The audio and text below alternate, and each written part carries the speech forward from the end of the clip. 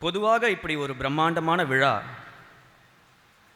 திரைப்படத்துறையில் பாடல் வெளியீட்டு விழாவிற்கோ அல்லது அப்படத்தின் வெற்றி விழாவிற்கோ நடப்பதை நம்ம பார்த்துருக்கோம்.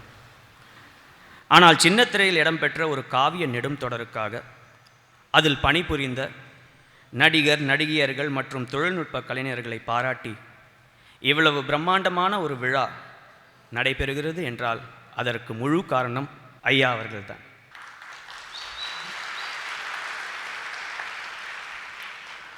ரோமாபுரி பாண்டியன் எனும் பிரம்மாண்டமான காவியத்தை நெடும் தொடராக உருவாக்குவது சாதாரண விஷயம் அல்ல.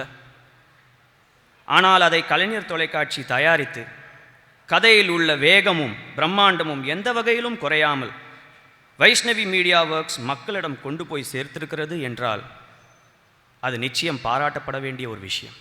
அப்படி ஒரு பரந்த எண்ணம் முத்தமிழ் அறிஞர் கலைஞர் ஐயாவிற்கு உதித்ததான வெளிப்பாடே இந்த பிரம்மாண்டமான நிகழ்ச்சி.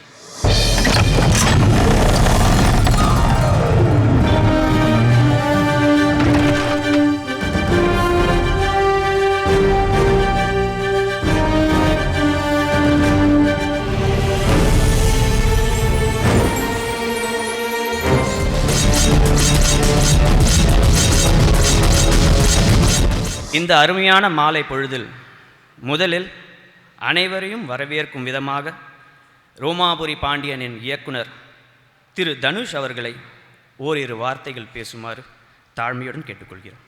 இலக்கணம் தந்த தொல்காப்பியராக, வாழும் இலக்கியம் தந்த வள்ளுவராக, கல்லணை தந்த கரிகாலராக, தமிழ் காவியம் தந்த கம்பராக, தனித்தனியே வாழ்ந்தோரெல்லாம் ஒருவரானார்.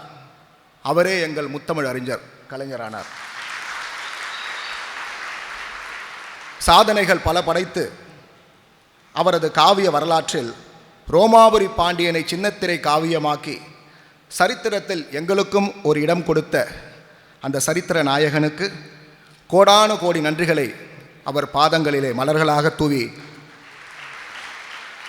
இந்த அற்புதமான விழாவிற்கு வருக வருக வருக என தாழ்மையோடு அன்போடு வரவேற்கிறேன். வைர வரிகள் என்று பாடலுக்கு புது பெயரை புனைய வைத்த கவி பேரரசர் வைரமுத்து ஐயா அவர்களே, மதிப்பிற்கும் மரியாதைக்கும் உரிய சட்டமன்ற உறுப்பினர் திரு துரைமுருகன் ஐயா அவர்களே, மதிப்பிற்கும் மரியாதைக்கும் உரிய எழுத்தாளர் தயாரிப்பாளர் முன்னாள் சட்டமன்ற உறுப்பினர் திரு பழ கருப்பையா அவர்களே, மதிப்பிற்கும் மரியாதைக்கும் உரிய இயக்குனர் திரு அமிர்தம் ஐயா அவர்களே, என்னை இயக்குனராக்கிய என் தாயை போன்ற திருமதி குட்டுபத்மினி அம்மையார் அவர்களே, முக்கிய பிரமுகர்களே, நடிகர் நடிகையர்களே, தொழில்நுட்ப கலைஞர்களே, உங்கள் அனைவரையும் வருக வருக என மனமாற வரவேற்கிறேன். கிட்டத்தட்ட 3 வருட காலம் ரோமாபுரி பாண்டியனில் தொடங்கி ராமானுஜர் வரை கிட்டத்தட்ட ஒரு 3 வருட காலம் கலைஞர் ஐயா அவர்களின் பல்கலைக்கழகத்தில் ஒரு மாணவனாக குருகுல வாசம் நான் பூண்டேன் என்று தான் சொல்ல வேண்டும். காரணம், நான் ஒரு நடிகனாக என் வாழ்க்கையை தொடங்கியவன். பின்னர் திரு அபிஷேக் அவர்களிடம் உதவி இயக்குனராக பணிபுரிந்து உடனடியாக எனக்கு ஒரு இயக்குனர் வாய்ப்பை தந்தவர் திருமதி குட்டிபத்மினி அம்மையார் அவர்கள். அதுவும் திரைப்படத்துறையிலே ஜாம்பவனாக விளங்கும் மரியாதைக்குரிய கலைஞர் ஐயா அவர்களின் எழுத்தை காவியமாக்குவது என்பது ஒரு குருவியின் தலையில் பனங்காயை வைப்பது போல. அந்த ஒரு பயத்தோடு தான் அவர் என்னிடம் ஒரு சிறு முன்னோட்டம், ரோமாபுரி பாண்டியனை பற்றிய ஒரு சிறு முன்னோட்டம் செய்து ஐயா அவர்களுக்கு காண்பிக்க வேண்டும் என்று சொன்னபோது பயத்தோடும் பக்தியோடும் அதை செய்தேன். அதை பார்த்துவிட்டு அவர் என்ன சொல்வாரோ என்று அவரை காண்பதற்காக நான் சென்றிருந்த போது என் இதய துடிப்பு மிகவும் பலமாக இருந்தது. ஆனால் ஐயா அவர்களை கண்ட உடனேயே எதிராளியை நம்மவனாக நினைத்து அவனும் ஒரு கலைஞன் என்று பாவித்து சாதனையாளரான அவர் சாதாரணமான என்னை ஒரு கலைஞனாக ஏற்று பேசினார். அந்த பேச்சு தான் அவர் மீது உள்ள பயத்தை போக்கி அது பக்தியாக மாற்றி அவருடைய எழுத்தை இன்று ரோமாபுரி பாண்டியன் 543 பகுதிகளாக செய்வதற்கான ஒரு வழிகாட்டியாக அமைந்தது.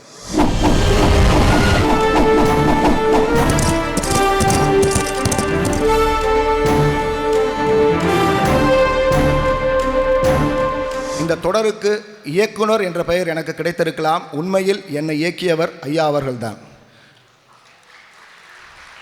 காரணம், படப்பிடிப்பு தொடங்குவதற்கு முன்பு ஐயா அவர்கள் நாவலில் எழுதிய அந்த வசனங்கள், அது நாம் படப்பிடிப்பு ஆரம்பிக்கும்பொழுது அதுக்கு இன்னும் விரிவாக செய்ய வேண்டிய ஒரு கட்டாயம் ஏற்பட்டது.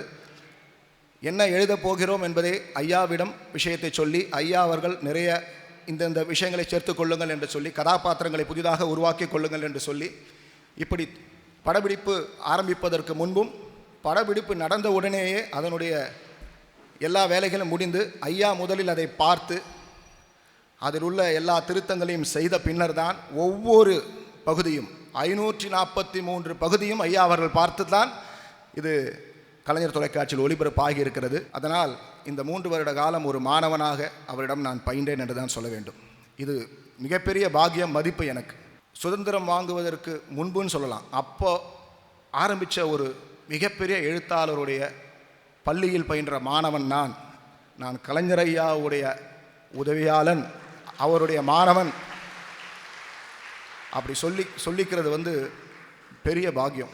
அம்மா முத்தரகை, உரிய நேரத்தில் சரியான விவரங்களை கொடுத்திருக்கிறாய். போனால் போகட்டும், புறம் காட்டி ஓடுபவனை புறத்திச் சென்று தாக்குவது வீரத்திற்கு இழுக்காகவே என்றுதான் இத்தனை காலம் இருங்கோவேளை விட்டு வைத்திருந்தேன். ஆனால் அவன் என்னையே கொல்ல சதி செய்கிறான் என்றால் இனியும் அவனை விட்டு வைக்க கூடாது. வரப்போற காலகட்டங்களில் ஒருவேளை திரைப்படத்துறையில் ஏதாவது ஒரு இயக்குனராக பாக்கியம் எனக்கு கிடைச்சதுன்னா, எல்லா இடத்திலும் கலைஞர் ஐயாவுடைய மாணவன் நான் அப்படின்னு சொல்கிறதுக்கான அந்த அனுமதி அவர் எனக்கு கொடுக்கணும். அதுதான் எனக்கு கிடைக்கக்கூடிய மிகப்பெரிய விருது. இந்த ரோமாபுரி பாண்டியன் 543 எபிசோடு முடிச்சிருக்கோம் அப்படின்னா, உண்மையிலே சொல்கிறேன், அது ரொம்ப கஷ்டமான ஒரு விஷயம். ஏன்னா ஐயாவுடைய எழுத்து பரந்த எழுத்து.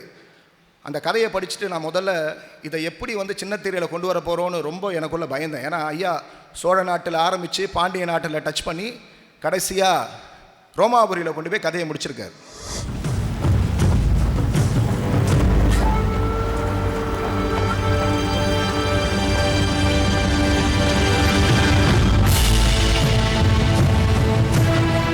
சிபியோ, ரோமாபுரியை நெருங்கிவிட்டோம் என்ற உடனே என்னையும் அறியாமல் ஓர் உற்சாகம் பீரிட்டு எழுகிறது.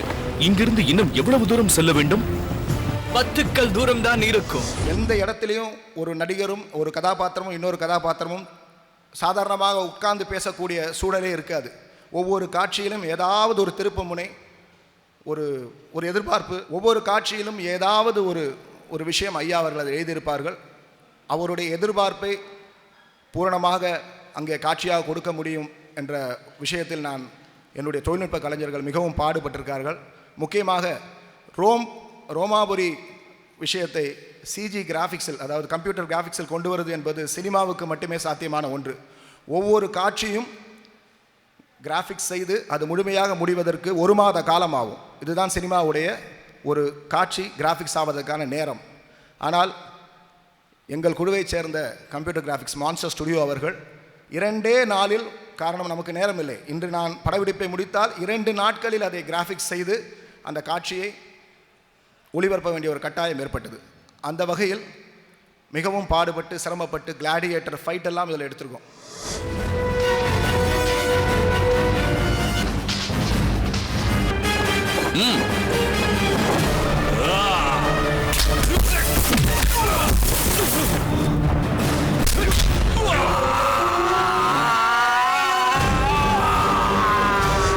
கடினமாக உழைச்சோம். அந்த உழைச்சதுக்கான பலன் ஐயா அவர்கள் ராமானுஜர் சீரியலில் சில திரைக்கதை விஷயங்களாக, வசனங்கள் விஷயங்களாக ஐயாவிடம் நான் விவாதிக்க சென்றபோது, முதல்ல உங்கள் கையை கொடுங்கன்னு சொல்லி எனக்கு கை கொடுத்தார். ரொம்ப அற்புதமாக ரோம் போஷன் பண்ணிங்கன்னு கை கொடுத்தார். அதாவது ஆன்மீக விஷயங்களில் சொல்லுவாங்க, நயன தீட்சை ஸ்பரிச தீட்சைன்னு. நயன தீட்சைனா கண்ணால் இன்னொருத்தருக்கு தீட்சை கொடுக்கறது, ஸ்பரிச தீட்சைனா தொட்டு ஒருத்தருக்கு தீட்சை கொடுக்கறது. ஐயா அவர்கள் அவருடைய பொற்கரங்களால் என் கைகளை தொட்டு எனக்கு தீட்சை கொடுத்தார். சினிமாவில் முதல் முறையாக குருவிடமிருந்து தீட்சை பெற்ற அந்த சிஷ்யன் நான் என்று சொல்வதில் பெருமைப்படுகிறேன். இப்படி ஒரு அற்புதமான ரோமாபுரி பாண்டியன் எனும் காவியத்தை எனக்கு தந்தமைக்காக என்னுடைய தயாரிப்பாளரையும் ஐயா அவர்களையும், இதில் கடினமாக பணிபுரிந்த, கடுமையாக உழைத்த நடிகர் நடிகையர்கள், தனித்தனியே ஒவ்வொருவரையும் சொல்கிறதுக்கான வாய்ப்பு இல்லை, எல்லாருக்கும் ஷீல்டு கொடுக்கணும். அதனால் ஒட்டுமொத்தமாக என் நன்றியை தெரிவித்துக் கொள்கிறேன். முக்கியமாக இயக்குனர் அமிர்தம் ஐயா அவர்கள் ஒவ்வொரு முறை ஷூட்டிங் முடிந்த பிறகு என்னை தனியாக அழைத்து, அவர் ஒரு இயக்குனர் ஒளிப்பதிவாளராக இருப்பதால் இந்த காட்சியில் லைட்டிங் கொஞ்சம் டல்லாக இருக்குது, அதை கொஞ்சம் இம்ப்ரூவ் பண்ணுங்கள், பேக்ரவுண்ட் ஸ்க்ரீன் மாற்றுங்க, இப்படி பல விஷயங்களை சொல்லி ஒரு டீமாக இருந்து இன்று ரோமாபுரி பாண்டியன் விழா இன்று நடக்கிறது. மிகவும் சந்தோஷமாக இருக்கிறது. ஐயா, மனதார சொல்கிறேன், நாங்கள் உங்கள் கையால் வாங்குவது சாதாரண விருதல்ல, ஆஸ்கார் விருது.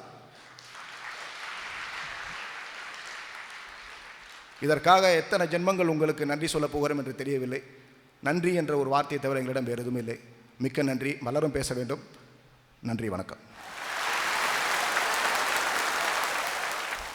இப்படி ஒரு அற்புதமான தொடர் தமிழ் மக்களுக்கு கிடைத்திருக்கு என்றால் அதற்கு காரணம் கலைஞர் தொலைக்காட்சி.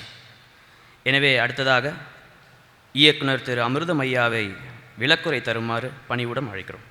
கலை உலகில் பராசக்தி, மனோகரா, மலைக்கல்லன் போன்ற வெற்றி படங்களை தந்த ஒரு கலைஞர் அவர்கள் சின்னத்திரையிலையும் இன்று கொடி கொட்டி பறக்கிறார். ரோமாபுரி பாண்டியனை தொடராக எடுக்க நினைத்த போது சின்னத்திரையில் அனுபவமுள்ள குட்டி புத்திமணியை அழைத்து பொறுப்பை ஒப்படைத்தார் கலைஞர். அறிவுரையோடு எல்லோரும் பாராட்டுவையில் குட்டி புத்திமணி எடுத்து கொடுத்தார். ரோமாபுரி பாண்டியர் வெற்றியை தொடர்ந்து கலைஞரின் கைவனத்தில் ராமானுஜர் வெற்றி நடைபோடுகிறது. கலைஞர் தொலைக்காட்சியில் ராமானுஜரா, கலைஞர் எழுதுகிறாரா என்று ஆச்சரியப்பட்டார்கள். ராமானுஜரை பார்த்து இப்போது பாராட்டாதவர்கள் இல்லை. இதைத் தொடர்ந்து கலைஞரின் தென்பாண்டி சிங்கம் வர இருக்கிறது. கலைஞரின் எழுத்தாற்றலால் செயலாற்றலால் தான் ரோமாபுரி மன்னன் வெற்றி நடைபெற்றது. அந்த வெற்றிக்கு உழைத்த அனைவரையும் பாராட்டுகிறேன். இன்று நான் இந்த மேடையில் இயக்குனர் அமிர்தம் என்று பேசுகிறேன் என்றால் அதற்கு காரணம் தலைவர் அவர்கள்.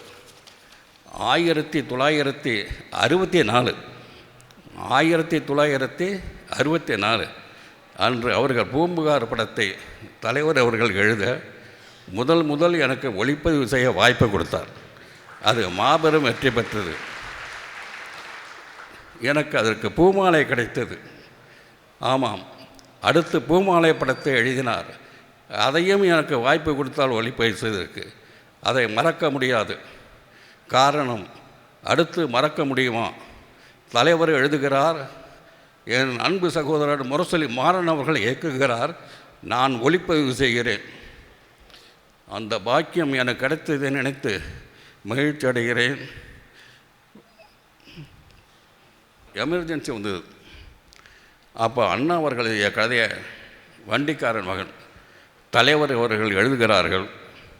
நானும் என் அன்பு சகோதரர் செல்வம் அவர்களும் அந்த படத்தை தயாரிக்க கலைஞர் அவர்கள் கதை வசனம் எழுதுகிறார்கள். அப்பொழுது கலை உலகத்தில் அந்த படத்தை இயக்குவதற்கு பல இயக்குநர்களுடன் போராடி பார்த்தோம். பயத்தால் ஒத்துக்கொள்ளவில்லை. தலைவரிடம் நானும் செல்வம் சென்று யாருமே வரமாட்டேங்கிறாங்க, என்ன பண்ணுறதுன்னு கேட்டோம். கொஞ்சம் யோசனை பண்ணி என்னை பார்த்து நீ தான்டா டைரக்டரு அப்படின்னு சொன்னார். அன்னையிலேருந்து இன்றைக்கும் நான் டைரக்டராக இருக்கேன். மகிழ்ச்சியோடு சொல்லி தலைவர் அவர்கள் பல்லாண்டு வாழ வேணும் என்ற வாழ்த்தை விடைபெறுகிறேன். நன்றி, வணக்கம்.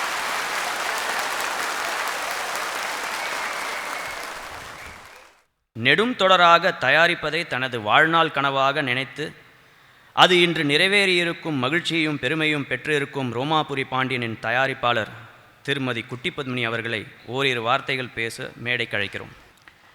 நான் சின்ன பிள்ளையிலேருந்து படத்தில் நடித்ததுனால என்னமோ தெரியல, எனக்கு பள்ளிக்கூடம் போகிற வாய்ப்பு ரொம்ப கிடைக்கல. பள்ளிக்கூடம் எப்போ போனாலும் அட்டெண்டன்ஸ் இல்லைன்னு அனுப்பிச்சிடுவாங்க வீட்டுக்கு. அதனாலேயே எனக்கு படிக்கிற ஆசை ரொம்ப இருந்தது. நிறைய புஸ்தகங்கள் வாங்கி படிச்சுக்கிட்டே இருப்பேன். அதுலேயும் எனக்கு சரித்திர நாவல்னால் ரொம்ப பிடிக்கும். அப்போ ஒரு காலகட்டத்தில் நான் ஈஸ்வரி லெண்டிங் லைப்ரரியில் ஐயாவுடைய ரோமாபுரி பாண்டியன் அப்படிங்கிற புஸ்தகத்தை வாங்கி படித்தேன். படித்த உடனே எனக்கு அது ரொம்ப பிடிச்சி போச்சு. ஐயோ, இது இவ்வளோ பிரம்மாண்டமாக இருக்கே, இது எப்பேற்பட்ட ஒரு காவியம். ஏன்னா எனக்கு எப்போவுமே பிரம்மாண்டமான படைப்புகளை பண்ணுறதுல ரொம்ப ஆசை, நல்ல ரிச்சாக பண்ணணும் அப்படின்னு சொல்லிட்டு. இதை படமாக எடுக்கிற சக்தி எனக்கு இல்லை, ஆனால் ஒரு டிவி சீரியலாவது இது எடுக்கணும்னு ஆசைப்பட்டேன். ஆனால் இது எப்படி அணுங்கிறது? முதல்ல ஒரு எழுத்தாளர்கிட்ட அதுக்கு அனுமதி வாங்கணும். ஐயா முன்னாடி போய் நின்று இந்த தொடரை நான் ஆரம்பிக்கிறேன், நான் செய்யலாமான்னு அவரை கேட்கறதுக்கே எனக்கு முதல்ல தகுதி இருக்காங்கிறதே எனக்கு தெரியல. ஸோ ரொம்ப பயந்தேன். அப்போ தனுஷக்கிட்ட போயிட்டு சொன்னேன், தனுஷ், நான் இந்த மாதிரி ஒரு அற்புதமான ஒரு நாவல் படித்தேன், இதுக்கு ஒரு தகுந்த டைரக்டர் நீங்கள் தான் என் மனசில் படுது, தயவுசெய்து இதை நீங்கள் படித்து பாருங்கள், இதை நம்ம சீரியலாக பண்ண முடியுமா, பிழை இல்லாமல் பண்ண முடியுமான்னு தயவுசெய்து நீங்கள் படித்து எனக்கு சொல்லுங்கன்னு. அவர் அதை படித்து என்கிட்ட வந்து சொன்னார், கண்டிப்பாக பண்ணலாமா, ஆனால் இதை வந்து வீக்லியாக பண்ணால் நல்லா இருக்காது, ஏன்னா எழுத்து வந்து அவ்வளோ அற்புதமாக இருக்குது, எதை எடுக்கிறது எதை விடுறதுனே தெரியாது. ஏன்னா ஒரு அரச மாளிகையில் ஆரம்பித்து ஒரு கடலில் இருந்து அங்கேருந்து போய் நேராக ரோம் வரைக்கும் போகுது, இது ஒரு மெகா சீரியலாக இருந்தால் தான் நல்லா இருக்கும் அப்படின்னாரு. இதை எப்படி போய் கேட்குறது அப்படின்னு கேட்டேன்.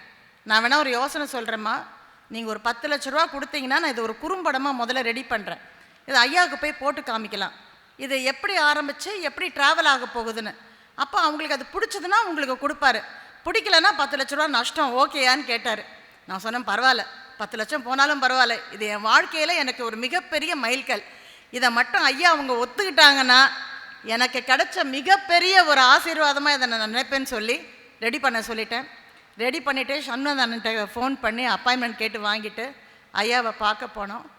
அங்கே போனப்போ உள்ளே போனோடனே பல வருடங்களுக்கு அப்புறம் பார்க்குறேன், குட்டி பொண்ணாக தான் பார்த்துருக்கேன், இப்போ நடுவில் ஏதோ 1-2 அவார்டு வாங்க பார்த்துருப்பேன், நடுவில் பார்க்கல.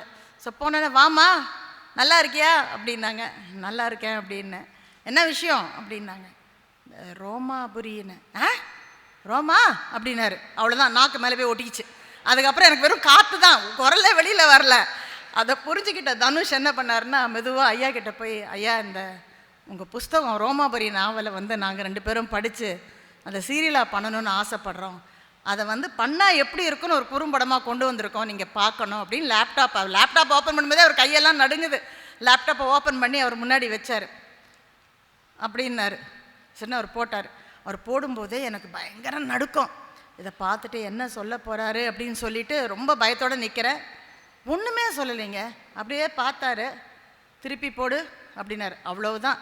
நான் நினச்சேன், 2வது தடவை பார்த்துட்டு, எவ்வளோ தைரியம் இருந்தா மாவளே, நீ வந்து நான் எழுதின புஸ்தகத்தை நீ வந்து ஒரு குறும்படமாக்கி குத்தி கொதறி என்கிட்ட கொண்டு வந்து காமிக்கிறியா, உத்தரவு வேற கேட்குறியா, அந்த கோபாலபுரம் பக்கம் உன்னை பார்த்தேன், தொலைச்சிட போகிறேன்னு சொல்ல போகிறாருன்னு பயந்துக்கிட்டு ஊர் உலகத்தில் இருக்க எல்லா சாமியும் மனசுக்குள்ளே கூப்பிட்டேன், கடவுளே அப்படின்னு சொல்லிட்டு 3வது தடவை பார்க்குறாரு. திருப்பி போடுனார். பார்த்துட்டு, சபாஷ், அற்புதம் ஐயா, ரொம்ப நல்லா பண்ணியிருக்கீங்க, போங்க நல்லா பிரம்மாண்டமாக பண்ணுங்க.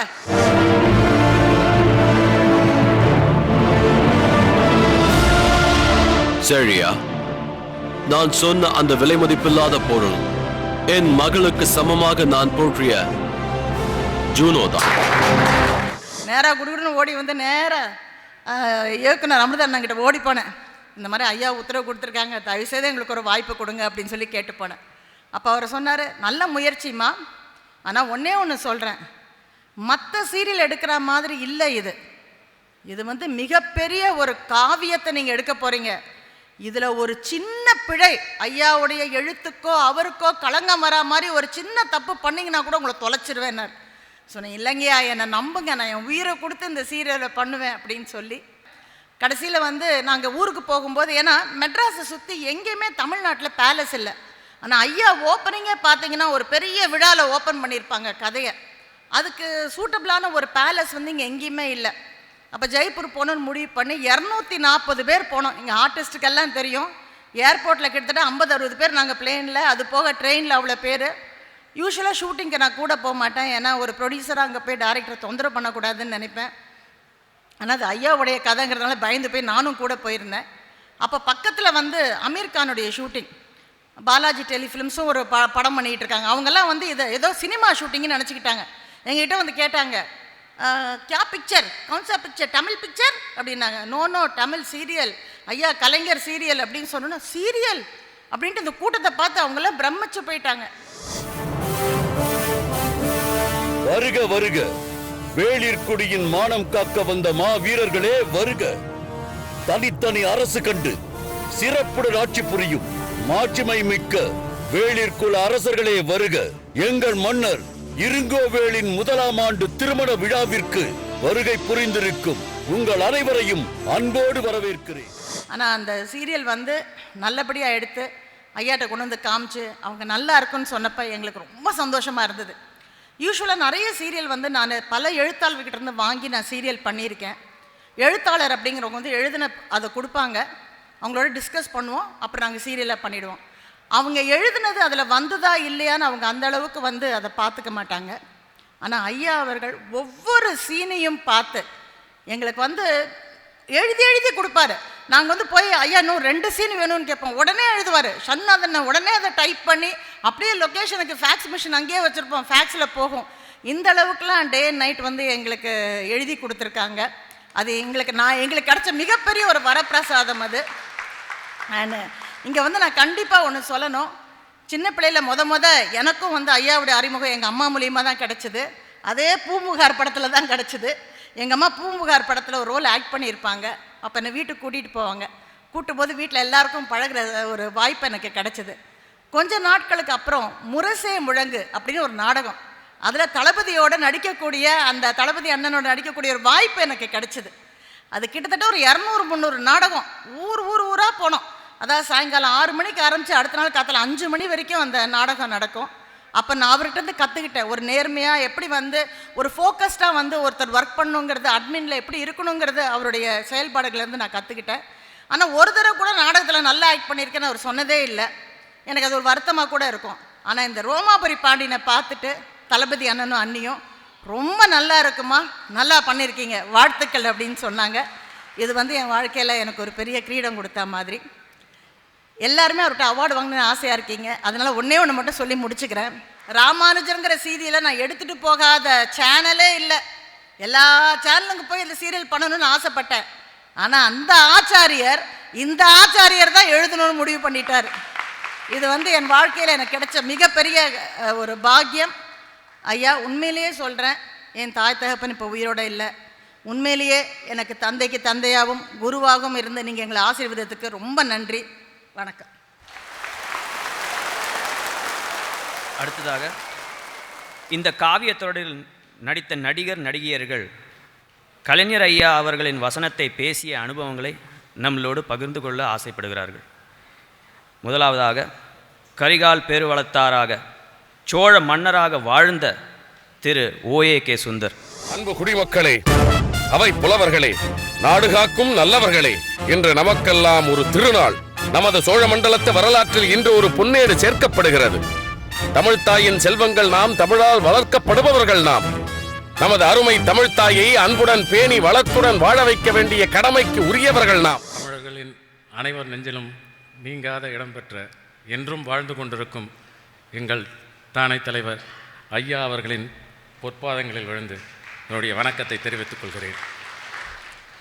ரோமாபுரி பாண்டியன் இந்த மாதிரி கேரக்டர்லாம் நமக்கு கிடைக்குமா, நம்மளாலாம் பண்ண முடியுமான்னு நான் யோசிச்சுட்டு இருப்பேன். ஏன்னா அதில் இருக்கக்கூடிய டைலாக்குகளும் சரி, அதில் இருக்கக்கூடிய எழுத்துக்களும் சரி, ஐயாவுடைய எழுத்துக்களை வந்து நிச்சயமாக நம்மளாலாம் பேச முடியுமானே தெரியல. ஏன்னா அதெல்லாம் பேசி பழக்கப்பட்டவங்க பார்த்திங்கன்னா சிவாஜி சார் அவர்கள், எஸ்எஸ்ஆர் ஐயா அவர்கள், என்னுடைய தந்தை, இப்பேற்பட்டவங்க அதெல்லாம் பேசியிருக்காங்க. எனக்கு இதில் வந்து ஒரு கரிகாலனுடைய கேரக்டர் கிடைச்சதுன்னும் போது நான் உண்மையிலே மிகவும் மகிழ்ச்சி அடைகிறேன். 300 முத்தமிழ் வரிகளை பாடி என்னாலும் எனது புகழ் இலக்கியத்தில் நிலை பெற்றிருக்கும்படி செய்துவிட்டார் புலவர் உருத்தரங்கண்ணனார். அவர் பாடிய கவிதை வரிகள் அத்தனையும் பலா சுளை, நிலா ஒளி, பனிமலர் குவியல், மொத்தத்தில் தேன் அருவி. நற்றமிழ் கவிதைகளால் என்னை நான் முற்றும் மறந்து வற்றாத தமிழ் அருவியில் மூழ்கி இருந்தேன். டைரக்டர் சார் முதல்ல இதில் ஃபோன் பண்ணி கேட்கும்போது இந்த ரோமாபுரி பாண்டியனில் பண்ணுறீங்களான்னும் போது எனக்கு ரொம்ப ஷாக் ஆகிடுச்சு. என்னோட தலைவரோட கதையில் நீங்கள் பண்ணுறீங்களான்னு கேட்குறது எப்படி, நிச்சயமாக நான் பண்ணுவேன் அப்படின்னு. என்ன கேரக்டர் பண்ணுறேன்னு, நாங்கள் எந்த கேரக்டராக இருந்தாலும் நான் பண்ணுறேன். இப்போ அவர் தான் சொன்னார், தலைவரே சொன்னார், இந்த மாதிரி கரிகாலன் கேரக்டரை நீங்கள் பண்ணணுன்னு. அப்பேற்பட்ட ஒரு கேரக்டர் கிடச்சிருக்கு. அந்த கேரக்டரை நானும் இன்றைக்கி எல்லாருடைய மக்களுடைய மனதிலும் போய் சேர்கிற அளவுக்கு நான் பண்ணியிருக்கேன்னா அதுக்கு ஐயாவுடைய கதை வசனம், அந்த வசனங்கள் தாங்க. இன்றைக்கி உலகம் முழுக்க பரவி இருக்குங்க ரோமாபுரி பாண்டியன். ஆக்சுவலாக பாண்டியன் வந்து இந்த ரோமாபுரிக்கு வரைக்கும் தான் தமிழை கொண்டு போனார். நம் தலைவர் அவர்கள் கலைஞர் டிவியின் மூலியமாக இது உலக நாடுகள் அத்தனை இடத்துக்கும் போய் சேர்ந்துருக்குங்க. இந்த பெருமையெல்லாம் எனக்கு கிடைச்சது. நான் ஒரு வாட்டி தலைவரை கூட பார்க்க போகணுன்னு சொல்லி நம்ம ஐயா கிட்ட கேட்டேன். உடனே கூப்பிட்டார். நான் கூட ஒரு 5 மினிட்ஸ் கிடைச்சாலே போதும்னு போய் பார்த்து பேசிட்டு வரலான்னு என்னுடைய குடும்பத்தோடு போயிருந்தேன். ஆனால் போன உடனே தலைவர், அதாவது உலகத் தலைவர் அவர் வந்து ஒரு 10 நிமிஷம் பேசினா 2 மணி நேரம் எங்களுக்கு இடத்த ஒதுக்குனாருங்க, பேசினார். வேறு எங்கேயுமே கிடைக்காது. வேறு எந்த தலைவர்கிட்டையும் கிடைக்காது. அவ்வளோ ஒரு சுதந்திரம். ஒரு கலைஞனாக என்னை கூப்பிட்டு அவ்வளோ நேரம் பேசினார், அவ்வளோ விஷயங்கள் சொன்னார். எங்கள் அப்பாவை பற்றி சொன்னார், எங்கள் அம்மாவை பற்றி சொன்னார், எங்கள் ஒய்ஃபை பற்றி பேசினார், இவ்வளவும் பேசினார். அப்படிப்பட்ட தலைவருடைய எழுத்தால் நான் கரிகால் சோழனாக நடிச்சிருக்கேன். அது மட்டும் இல்லை, இன்றைக்கி அவருடைய கையால் நினைவு பரிசு வாங்க போகிறேன். அவர் வாழ வேண்டும் 100 ஆண்டுகள், இன்னும் 1000 ஆண்டுகள் வாழ வேண்டும். அவள் வாழ்ந்தால் தமிழ் வாழும், தமிழ் வாழ்ந்தால் கலை வாழும், கலை வாழ்ந்தால் நாம் அனைவரும் வாழும். வருகிறேன். முத்துநகையாக ஆண் பெண் என்று இரு வேடத்தையும் ஏற்று நடித்து அனைவரையும் பிரமிக்க வைத்த தேவி பிரியா அவர்களை ஓரிரு வார்த்தைகள் பேச மேடைக்கு அழைக்கிறோம். கல்லில் ஒளி எழுப்பி கடலில் அலை எழுப்பி மெல்லியலார் மெல்லிதழில் வித்தார நகையாகி புல்லாங்குழல் வழி புகுந்து சுவையாவது தமிழ். அந்த சுவையான எங்கள் தமிழே, எங்கள் தவமே, எங்கள் கலைஞரே, உங்களுக்கு என்னுடைய பணிவான வணக்கங்கள். மேடையில் அமர்ந்திருக்கும் மதிப்பிற்குரிய பெரியோர்களுக்கும் அவையில் அமர்ந்திருக்கும் அனைத்து பெரியோர்களுக்கும் எனது கலை குடும்பத்தினருக்கும் எனது வணக்கத்தை தெரிவித்துக் கொள்கிறேன். பிரபஞ்சத்தில் உள்ள எல்லா கோள்களும் சூரியனை சுற்றி வருவது போல் தமிழில் உள்ள 2 லட்சத்திற்கும் மேலான வார்த்தைகள் யாவும் எங்காவது எங்களை பயன்படுத்தி விட மாட்டாரா என்ற ஏக்கத்திலேயே எங்கள் கலைஞரின் பேனாவை சுற்றி வரும். ஏனென்றால் சாதாரண வார்த்தைகள் கூட கலைஞர் அவர்கள் பயன்படுத்துகையில் அவை சரித்திரத்தின் வார்த்தைகளாக அமைந்துவிடும். அவ்வாறு புண்ணியம் செய்த சில வார்த்தைகளை உங்கள் கைவண்ணத்தால் வரிகளாக உருமாற்றி கதையாக வடிவமைத்து அதில் முத்துநகை எனும் ஓர் கதாபாத்திரத்தை உருவாக்கினீர்கள்.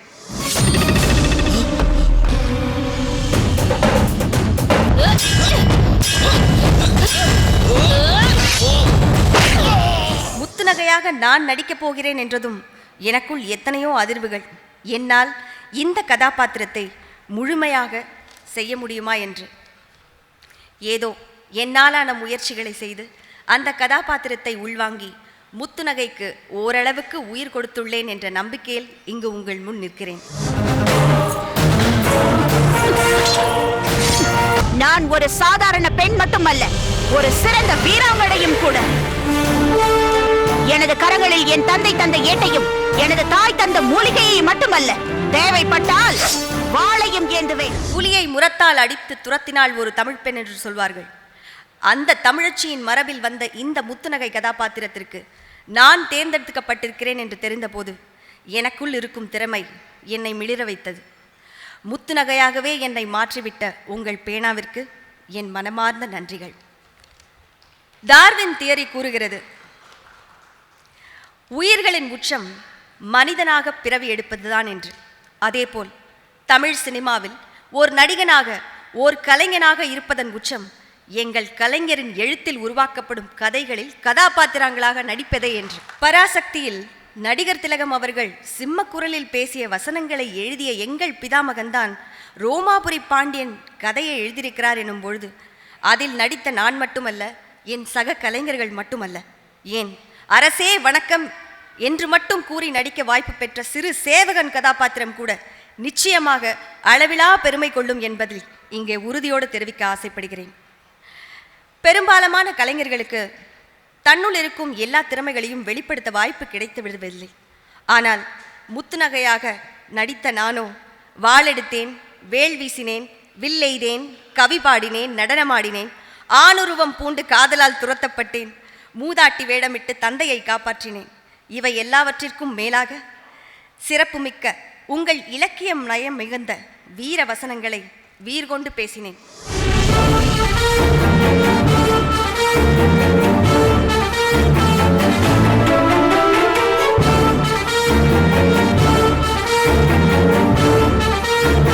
ஒரு நாட்டை காக்க ஒரு ஊரையே பலி கொடுக்கலாம், ஒரு ஊரை காக்க ஒரு குடும்பத்தையே பலி கொடுக்கலாம் என்று முன்னோர்கள் சொல்லி இருக்கிறார்கள். நான் என் தாய் நாட்டிற்காக விஷ விருட்சமான உன்னை, என் கணவனை அழிப்பதில் தவறொன்றும் இல்லை. இப்படி ஓர் கலைஞனுக்கு தேவையான எல்லா கலைத்திறன்களும் உள்ளடங்கிய ஒரு கதாபாத்திரத்தை நான் ஏற்று நடிக்க வாய்ப்பு கிடைத்தது எனது பெரும் பேறு என்றுதான் நான் கருதுகிறேன். இப்பொழுது நான் உங்கள் கையால் வாங்கப் போகும் கேடயம் கூட 10 ஆஸ்கார் விருதுகள் வாங்கியதற்கு சமம் என்பதை இங்கே நான் இங்கே நான் பெருமிதத்தோடும் மகிழ்ச்சியோடும் தெரிவித்துக் கொள்கிறேன். ஐயா, எங்கள் கலைஞரே, நீங்கள் இன்னும் பல்லாண்டு பல்லாண்டு வாழ வேண்டும். உங்கள் கரங்களில் இதே போன்ற மேலும் பல இலக்கியங்கள் தவழ வேண்டும். அவைகள் திரையில் வலம் வர வேண்டும். அந்த திரைக்கதையில் நாங்கள் கதாபாத்திரங்களாக நடிக்க வேண்டும். உங்கள் தமிழை நாங்கள் உச்சரித்து கொண்டே இருக்க வேண்டும். நன்றி, வணக்கம்.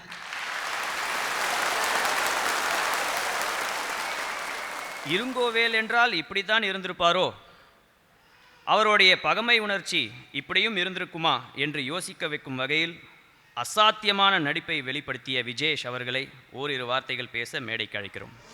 சிறுவனே, என் கண்களை நன்றாக பார்.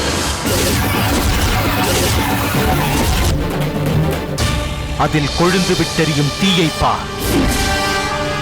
நீ எங்கள் வீரத்தை இழுத்து பேசிய மறுகணமே என் கண்களில் உள்ள பகைமை என்ற ஜுவாலை உன்னை எரித்து சாம்பலாக்கியது. நீ மட்டும் என் பணைய கைதியாக இல்லாமல் இருந்திருந்தார்.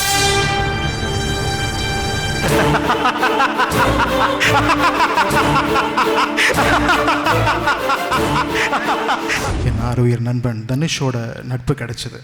2 பேரும் சக நடிகர்களாக நடிச்சிட்டு இருந்தோம். திடீர்னு அவர் அப்படியே டைரக்டராக டிரான்ஸ்ஃபார்ம் ஆகிட்டார். சாதாரணமாக சோஷியல் ட்ராமாலாம் நடிச்சிட்ருக்கோம். திடீர்னு ஒரு நாள் டெஸ்ட் ஷூட் இருக்குது அப்படின்னு சொல்லி கூப்பிட்டாரு. போனேன். இப்போது இந்த இவங்கெல்லாம் குட்டுபத்வினி அம்மா பேசும்போது, தனுஷ் பேசும்போது, சுந்தர் சார் பேசும்போது ரோமாபுரி பாண்டியன்கிறது எவ்வளோ பெரிய ஒரு காவியம்ங்கிறதுலாம் எனக்கு சுத்தமாக தெரியல. நான் பாட்டுக்கு ஏதோ போனேன், டெஸ்ட் ஷூட் பண்ணோம், டெஸ்ட் ஷூட் பண்ணிட்டு வந்தேன். ரிசல்ட் என்னன்னு கூட எனக்கு தெரியாது. ஏன்னா இருங்கோவேல் கேரக்டருங்கிறது எவ்வளோ பெரிய கேரக்டருங்கிறது சுந்தர் சாருக்கு தெரியும். ஏன்னா அவர் அந்த கேரக்டர் தான் பண்ண ரொம்ப ஆசைப்பட்டார். மேடம் கூட இந்த கேரக்டர் இவன் தாங்க வேணாம் அப்படின்னு கூட ரொம்ப சந்தேகப்பட்டாங்க.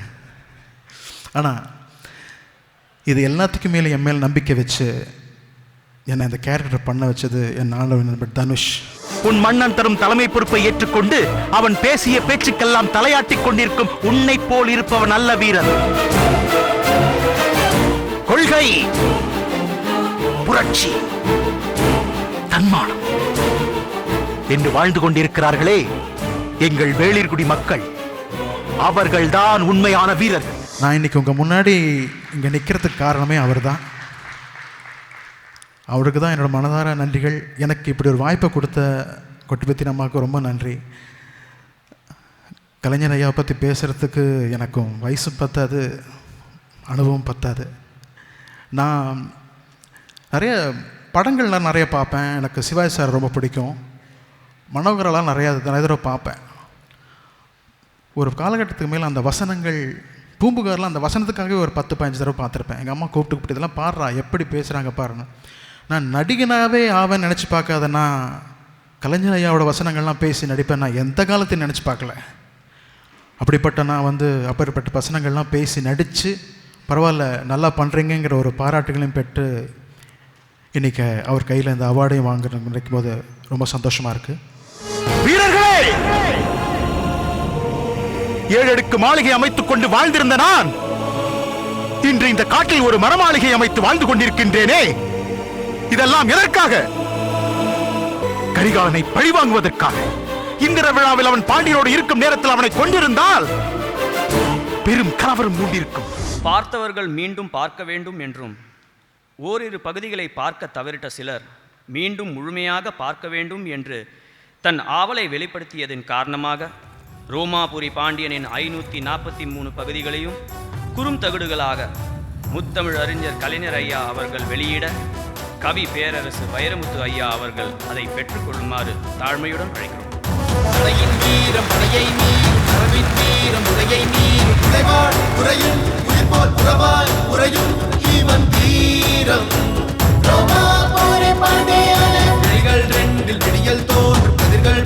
கண்கள் தீண்டு குறைவார் உணர்வார் உலகை அறிவார் அடைவார் இவன் தீரம்.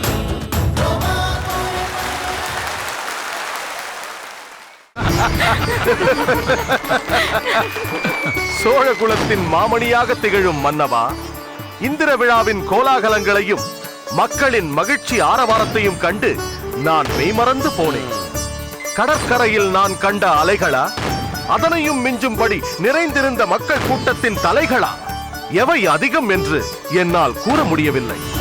எழுத்தாளர், தயாரிப்பாளர், முன்னாள் சட்டமன்ற உறுப்பினர் திரு பழக்கருப்பையா அவர்களை சிறப்புரையாற்றுமாறு பணியுடன் கேட்டுக்கொள்கிறோம்.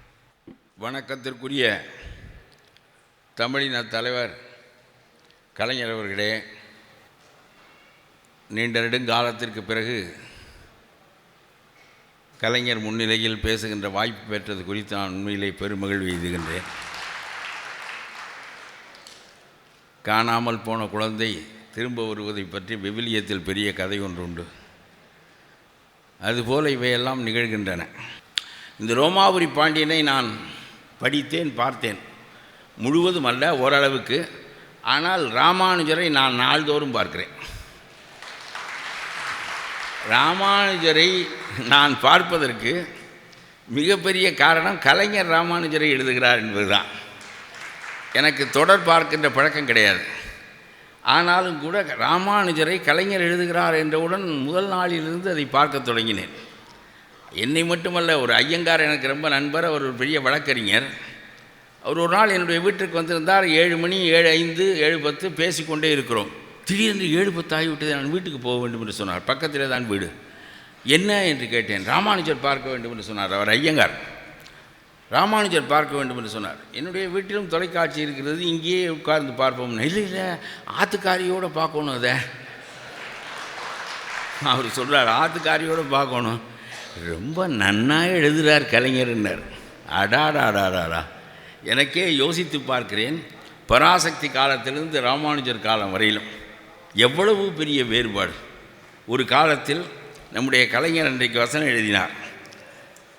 அம்பாள் எந்த காலத்திலடா பேசினாள் அறிவு கெட்டவனே, அவள் பேச மாட்டாள், அது கல் என்று ஒரு காலத்தில் கலைஞர் பராசக்தியில் வசனம் எழுதினார்.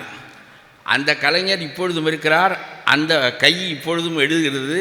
அந்த பேனா இன்றைக்கும் அவருடைய பையில் இருக்கிறது. ஆனால் பராசக்தி எழுதிய காலம் வேறு, நம்முடைய ராமானுஜர் எழுதுகின்ற காலம் வேறு. மூட நம்பிக்கைகளின் உடைநாற்றம் வீசுகின்ற காலத்தில் பராசக்தி என்பது காலத்தின் தேவை. இந்த சமுதாயத்தை மாற்றியமைப்பதற்காக எழுதப்பட்ட மாபெரும் காப்பியம் அது. அதுபோல இன்றைய நிலையில் சாதிகளை ஒழிக்க முடியாவிட்டாலும் கூட சாதிகளிடையே ஒரு இணக்கப்போக்கை ஏற்படுத்தி ஏற்றத்தாழ்வை ஒழித்து அவற்றை கொண்டு செலுத்துவதற்கான ஒரு நிலையில் ராமானுஜரை முன்வைத்து திராவிட வேதம் திராவிட வேதம் என்று ஒவ்வொரு நாளும் ஒரு காட்சியில் ஒரு இடத்திலாவது அவர் சொல்லுவார். அவர் ராமானுஜரை எழுதுவதற்கான காரணம் என்ன என்று ஊடுருவி ஒவ்வொரு நாளும் நான் பார்ப்பேன். 4000 பிரபந்த பாடல்கள் பொழிந்து கொண்டே இருக்கும். அதை திராவிட வேதம் திராவிட வேதம் என்று சொல்லுவார். திராவிட வேதம் என்று அதை சொன்னவர் ராமானுஜர். ராமானுஜர் திராவிட வேதம் என்று சொன்னதில் உள்ள திராவிடம் கலைஞரை கவர்ந்திருக்கும். 4000 பிரபந்தத்தை வேதத்துக்கு நிகராக ராமானுஜர் பாராட்டினார் என்பது கலைஞரை கவர்ந்திருக்கும். அதனால் தமிழன் வேதம் படைக்கின்ற ஆற்றல் உடையவன், ஏற்றத்தாழ்வுகளை ஒழிக்க அவர் முன்வந்தார் என்பதுதான் அவரிடம் இவர் கொண்ட பற்றுக்கு அடிப்படை காரணமாக இருக்கும். அதை முன்னிறுத்துவதற்கு அவர் தயங்குவதில்லை. ஆகவே பெரிய வரலாறு அது. ராமானுஜர் எழுதுவது என்பது தலைகீழ் மாற்றம். பராசக்தி எழுதிய பேனா ராமானுஜரை எழுதுவது என்பது பெரிய தலைகீழான மாற்றம். ஆனால் அந்த தலைகீழான மாற்றம் இரண்டையும் நாம் ஒருங்கே வைத்து பார்க்கின்ற போது இரண்டுக்கும் நோக்கம் ஒன்றுதான். இரண்டுமே சாதியற்ற சமூகத்தை, சாதி பேதம் உயர்வு தாழ்வற்ற சமூகத்தை உருவாக்குவதற்கு ராமானுஜரையும் முன்னிறுத்துவார், பராசக்தியிலே வருகின்ற கதைத்தலைவனையும் முன்னிறுத்துவார். எல்லாவற்றுக்கும் ஒரு நோக்கம் இருக்கிறது. சமுதாயத்தை மாற்றியமைப்பது, சமுதாயத்திற்கிடையே இணக்கம் காண வைப்பது என்ற பெரும் கோட்பாடுகளுக்கிடையே வாழ்கின்ற காரணத்தினால்தான் அந்த எழுத்து நிற்கிறது, அவருடைய தலைமை நிற்கிறது. எத்தனை பேர் வாழ்த்தியவர்களெல்லாம் வைதார்கள், வைதவர்களெல்லாம் வாழ்த்தினார்கள், பாராட்டியவர்களெல்லாம் பழித்தார்கள், பழித்தவர்களெல்லாம் பாராட்டினார்கள். எதை பற்றியாவது அவர் கவலைப்படுகிறாரா? ஏதாவது ஒன்றை பற்றி அவருக்கு மனம். எல்லாம் போவார்கள், மறுபடியும் திரும்பி வருவார்கள், எல்லாம் பாராட்டுவார்கள். அவனவன் நிலைக்கு ஏற்ப, அவனவன் பார்வைக்கு ஏற்ப எல்லாமே நடக்கிறது என்று அதை ஏற்றுக்கொண்டிருப்பது எளிதான ஒன்றில்லை. நாம் ரோமாபுரி பாண்டியனை பற்றி எழுதுகிற போது அகஸ்ட சீசரை பற்றி எழுதுகிறார், கரிகால் பெருவிழத்தானை பற்றி எழுதுகிறார், சோழனும் பாண்டியனும் நண்பர்களாக சேர்ந்திருந்ததை பற்றி எழுதுகிறார். ரோமாபுரி காசுகள் புதுச்சேரியிலும் மற்ற இடங்களிலும் கிடைத்தத வரலாற்று தடயங்களெல்லாம் வைத்து கொண்டு இங்கிருந்து தூதுவர்கள் ரோமாபுரிக்கு சென்றதும் தமிழன் தூதனாக அங்கே செயல்பட்டதும் காற்றை நம்பி கடலோடிய காலத்தில் இங்கிருந்து ரோமாபுரி வரையிலும் தமிழன் தூதனாக போய் அங்கே ரோமாபுரியில் உள்ள அகஸ்டஸ் சீசர் என்கின்ற மாபெரும் பேரரசு என்பது ரோமாபுரி பேரரசு தான் பேரரசு. அதனுடைய எல்லை கணக்கிலடங்காது. அவ்வளவு பெரிய பேரரசுக்கு அகஸ்டஸ் சீசர் இருந்தான். பாம்பேயை பற்றி எழுதுகிறார், ஜூலியஸ் சீசரை பற்றி எழுதுகிறார், அகஸ்டஸ் சீசரை பற்றி எழுதுகிறார், ஆண்டனியை பற்றி எழுதுகிறார், கிளியோபாட்ராவை பற்றி எழுதுகிறார். அவர்களின் காலம் கிமு 3ஆம் நூற்றாண்டு என்று எழுதுகிறார். விரிந்த படிப்பு. அதாவது தமிழனுக்கும் ரோமாபுரிக்கும் பெரிய தொடர்பு இருந்தது. நம்முடைய மிளகு அங்கே சென்றது. அவர்களுடைய தங்க நாணயங்கள் நம்முடைய நாட்டுக்கு வந்தன. 2300 ஆண்டுகளுக்கு முன்பு இவ்வளவும் இறக்குமதியாயினவே. பிளேட்டோ இறக்குமதியாகவில்லை, சாக்ரட்டிஸ் இறக்குமதியாகவில்லை, அரிஸ்டாட்டில் இறக்குமதியாகவில்லை, அவன் எழுதிய எத்திக்ஸும் பாலிட்டிக்ஸும் இறக்குமதியாகவில்லை. பெண்கள் வந்தார்கள், யவன கல் வந்தது, பொற்கிண்ணங்களில் ஊற்றி பாண்டியர்களுக்கு கொடுத்தார்கள். ஆனால் நவீன அறிவான இன்றைக்கு நாம் எதை நவீன அரசியல் அறிவு என்று சொல்கிறோமோ இந்த நவீன அரசியல் அறிவை கிமு 3ஆம் நூற்றாண்டில் அகஸ்டஸ் சீசர் காலத்தில், ஜூலியஸ் சீசர் காலத்தில் பெற்றிருந்தார்கள்.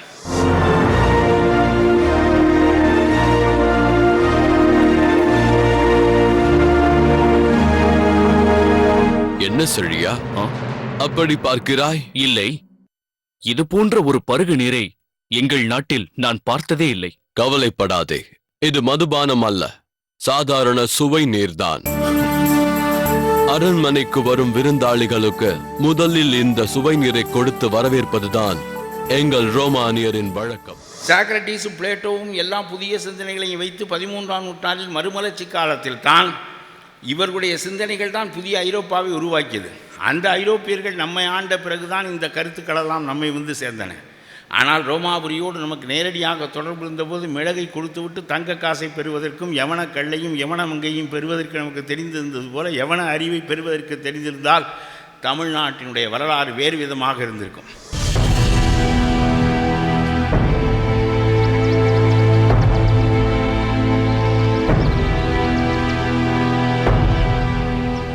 உடல் வலுத்த பாட்டாளிகள் மிளகு மூட்டைகளை தூக்கிச் செல்கிறார்கள் என்று நினைக்கிறேன். கடல் கடந்த நாடுகளில் தமிழ்நாட்டின் மிளகைத்தானே மிகவும் விரும்பி வாங்கி உணவில் சேர்த்துக் கொள்கிறார்களாம். அங்கெல்லாம் மிளகு என்பதே கிடையாது என்பதால் தானே அதிசய பொருளாக வாங்குகிறார்கள். ஆனால் கடைசியாக நான் ஒன்று சொல்லிவிட்டு விடைபெற வேண்டும் என்று ஆசைப்படுகின்றேன். இன்றைய காலத்தின் பெரிய திராவிட இயக்க தலைவர் கலைஞர். சமக்கிருதத்தை பற்றி கலைஞர் கடுமையாக பேசியிருக்கிறார். இந்த சமக்கிருதம் என்பது தமிழர்களை, திராவிடர்களை பிரித்த ஒரு மாபெரும் பாதகம் என்பதை காலத்திற்கு ஏற்ற நிலையில் கலைஞர் பேசுகிறார். இந்தியை எதிர்த்து நின்றார், இந்தியை ஒழித்து முடித்து விட்டார்கள். அவருடைய தலைமையில், அவருடைய காலத்திலேயே இனிமேல் இந்தியை பற்றி பேசுவதற்கு யாரும் இல்லை என்கின்ற நிலைமை ஏற்பட்டு விட்டது.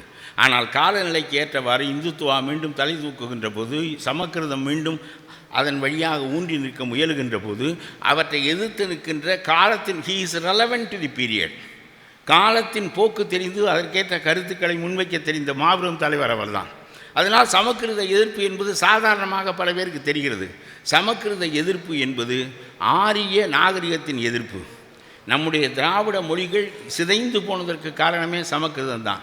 ஆக சமக்கிருதம் உள்ளே வந்து ஊடாட நாம் அனுமதித்திருக்காவிட்டால் இத்தனை மொழிகள் தெலுங்கு, மலையாளம் என்று பிரிந்திருக்காது, தமிழினம் சுருங்கி இருக்காது. 25 கோடி பேர் தமிழர்களாக வாழ்ந்திருக்க வேண்டிய நிலையில் 7 கோடி பேர் தமிழர்களாக வாழ்ந்ததற்கு காரணம் இந்த சமக்கிருதத்தை ஊடுருவ விட்டது தான். ஆகவே அந்த சமக்கிருதத்தை எதிர்த்து நிற்பதில் கலைஞர் காட்டுகின்ற முனைப்புக்கு வரலாற்று பின்னணி உண்டு என்பதை மட்டும் சொல்லி இந்த மாபெரும் வாய்ப்பை நான் பெற்றதற்கு மிகவும் மகிழ்கிறேன்.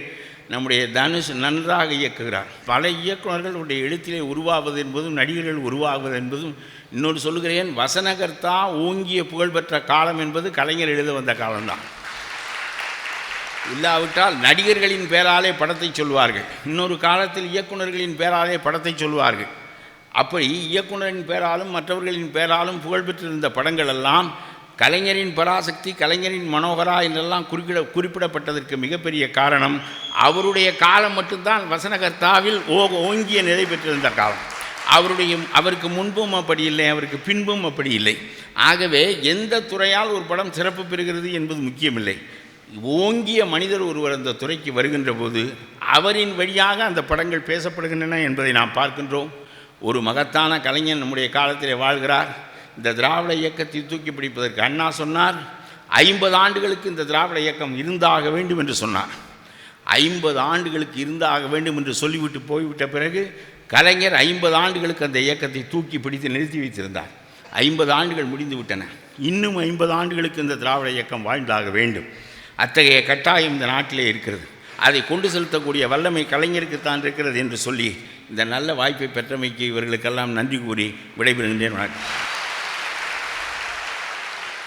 அடுத்து இந்த விழாவின் கதாநாயகரான முத்தமிழ் அறிஞர் டாக்டர் கலைஞர் ஐயா அவர்களுக்கு ரோமாபுரி பாண்டியன் குழுவின் சார்பாக பொன்னாடையை போற்றி தயாரிப்பாளர் திருமதி குட்டி பத்மினி அவர்களும் இயக்குனர் தனுஷ் அவர்களும் ஒரு சிறப்பு நினைவு பரிசை வழங்குவார்.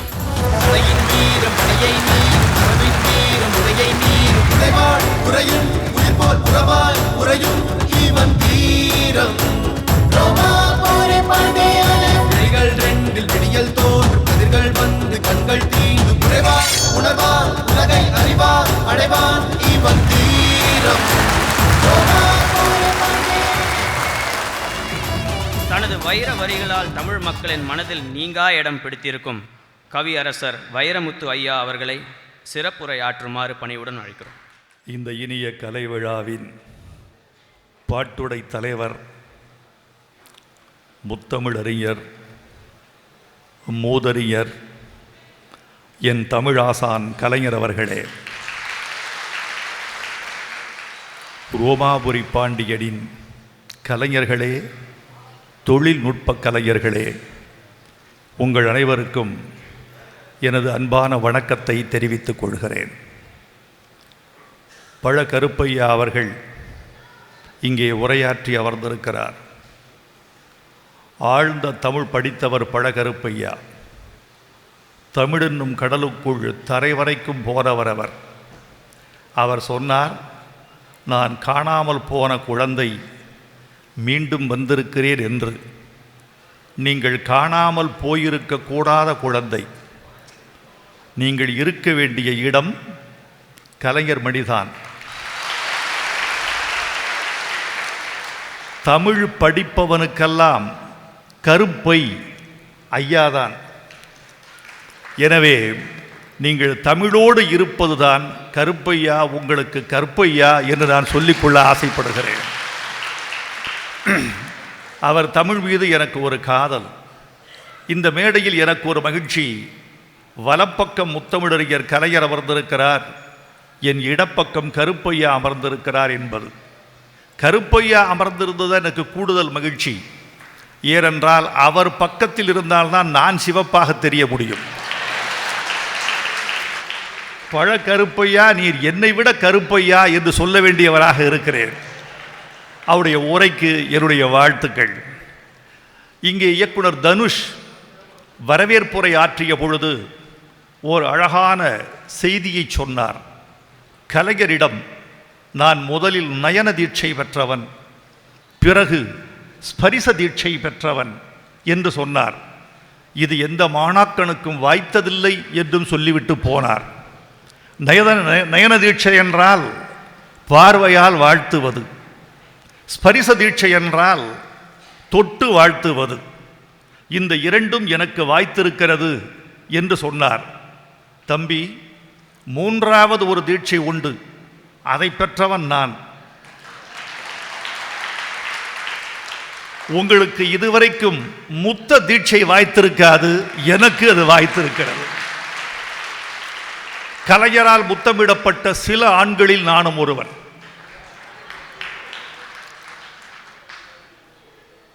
அவர் உடல்நலமில்லாமல் மருத்துவமனையில் இருந்த பொழுது ஒரு கவிதையை சென்று வாசித்தேன். கடைவிழியில் நீர் ஒழுக கேட்டுக்கொண்டிருந்தார். கவிதை பாடி முடித்ததும் என்னை அருகிலே அழைத்தார். கிட்டே வா என்றார். வந்தேன். நான் குனிந்தேன். என் நெற்றியிலே முத்தமிட்டார். அதுதான் என் தமிழுக்கு கிடைத்த உயர்ந்தபட்ச பரிசு என்று நினைக்கிறேன். இந்த ரோமாபுரி பாண்டியன் என்ற இந்த தொடர் கிடைத்த வெற்றி மிகப்பெரிய வெற்றி என்று நாடு சொல்கிறது. நான் இந்த வெற்றிக்கு மூலம் எது என்று பார்க்கிறேன். ரோமாபுரி பாண்டியன் என்ற தலைப்பே வெற்றிக்கு மூலம். இன்று முதல் நமது செழியன் ரோமானிய பேரரசின் நிரந்தர குடிமகனாக ஏற்றுக்கொள்ளப்படுகிறார். அத்தோடு சிறப்பு படை தளபதிகளில் ஒருவராகவும் நியமிக்கப்படுகிறார். அவருடைய தற்காப்பிற்காகவும் நாட்டின் பாதுகாப்பிற்காகவும் அவருக்கென சில லீஜன்கள் எனும் படைப்பிரிவுகள் வழங்கப்படுகின்றன. இவை அனைத்திற்கும் மேலாக இன்று இவருக்கு ரோமாபுரி பாண்டியன் என்ற புதிய பட்டத்தினை வழங்குகிறேன். இப்படி ஒரு தலைப்பை சிந்திப்பதே கடிது. ரோமாபுரி எங்கே இருக்கிறது? இத்தாலியில் இருக்கிறது. பாண்டிய நாடு தென் தமிழ்நாட்டில் இருக்கிறது. இந்த இரண்டையும் எப்படி இணைக்க தோன்றியது அவருக்கு? ரோமாபுரியையும் பாண்டியனையும் எப்படி இணைக்க தோன்றியது? இந்திய சிற்பக்கலையும் கிரேக்க சிற்பக்கலையும் இணைந்து காந்தாரக்கலை என்று வடிவு கொண்டது போல ரோமாபுரியையும் பாண்டியனையும் இணைத்த பொழுது ரோமாபுரி பாண்டியன் பிறப்பார் என்று சிந்தித்த பெருஞ்சிந்தனையாளர் கலைஞர். அவருக்கு அப்படி தோன்றுகிறது. நண்பர்களே, உங்களுக்கெல்லாம் ஒரு பெருமை இருக்கிறது தோழர்களே. நீங்கள் இன்னும் 25 ஆண்டுகளுக்கு பிறகு உங்கள் பேரன் பேத்திகளுக்கு சொல்லிக் கொள்ளலாம், நான் கலைஞர் தமிழ் பேசி நடித்தவள், இது பார் கலைஞரோடு நான் இருக்கிற படம், இது பார் கலைஞர் எனக்கு வழங்கிய விருது, இது பார் கலைஞர் என்னை தொட்டு ஆசீர்வதித்த படம் என்று காட்டிக்கொண்டால் உங்களுக்கு 1/4 நூற்றாண்டுக்கு பிறகு சமூக மரியாதை கூடும். ஏனென்றால் இது 2016. அவர் திரைத்துறைக்கு பேனா பிடித்த வருஷம் 1946. 47 வருகிறது ராஜகுமாரி. எம்ஜிஆர் முதலில் கதாநாயகன் நடித்து வெளியிடுகிற படம், ஏஎஸ்ஏ சாமி இயக்கிய படம் 47 வெளிவருகிறது. அவர் பெயர் இல்லாமல் 46 எழுதுகிறார். இன்றைக்கு 2016. கலைஞரின் திரை உலக எழுத்துக்கு வயது 70 என்பது எவ்வளவு பெரிய பெருமை. திரையுலக வயதுக்கே 70 கொண்டவர் படைத்திருக்கிறார். இன்னும் எழுதி கொண்டிருக்கிறார். நான் ஜெயகாந்தனின் கடைசி நாட்களோடு அவரோடு இருந்தேன். அவர் வாழ்வின் கடைசி நாளில் 1/4 நூற்றாண்டு எழுதவில்லை. தன் வாழ்நாளின் மிச்சம் இருந்த கடைசி 1/4 நூற்றாண்டு எழுதவில்லை. அவரோடு நான் ஒரு ஆழ்ந்த உரையாடலில் ஈடுபட்டுக் கொண்டிருந்தேன். அப்போது கேட்டேன், ஏன் எழுதவில்லை? மௌனமாக இருந்தார். பல நேரங்களில் மௌனம்தான் சிறந்த பதிலாக இருக்கும். சொல்பவனுக்கு, கேட்பவனுக்கு அது போதாது. வாழ்க்கை தீர்ந்து விட்டதா என்று கேட்டேன். இல்லை என்று தலையாட்டினார். எழுதும் திறம் தீர்ந்து விட்டதா என்று கேட்டேன். இல்லை என்று தலையாட்டினார். வயதா என்று கேட்டேன். இல்லை என்று தலையாட்டினார்.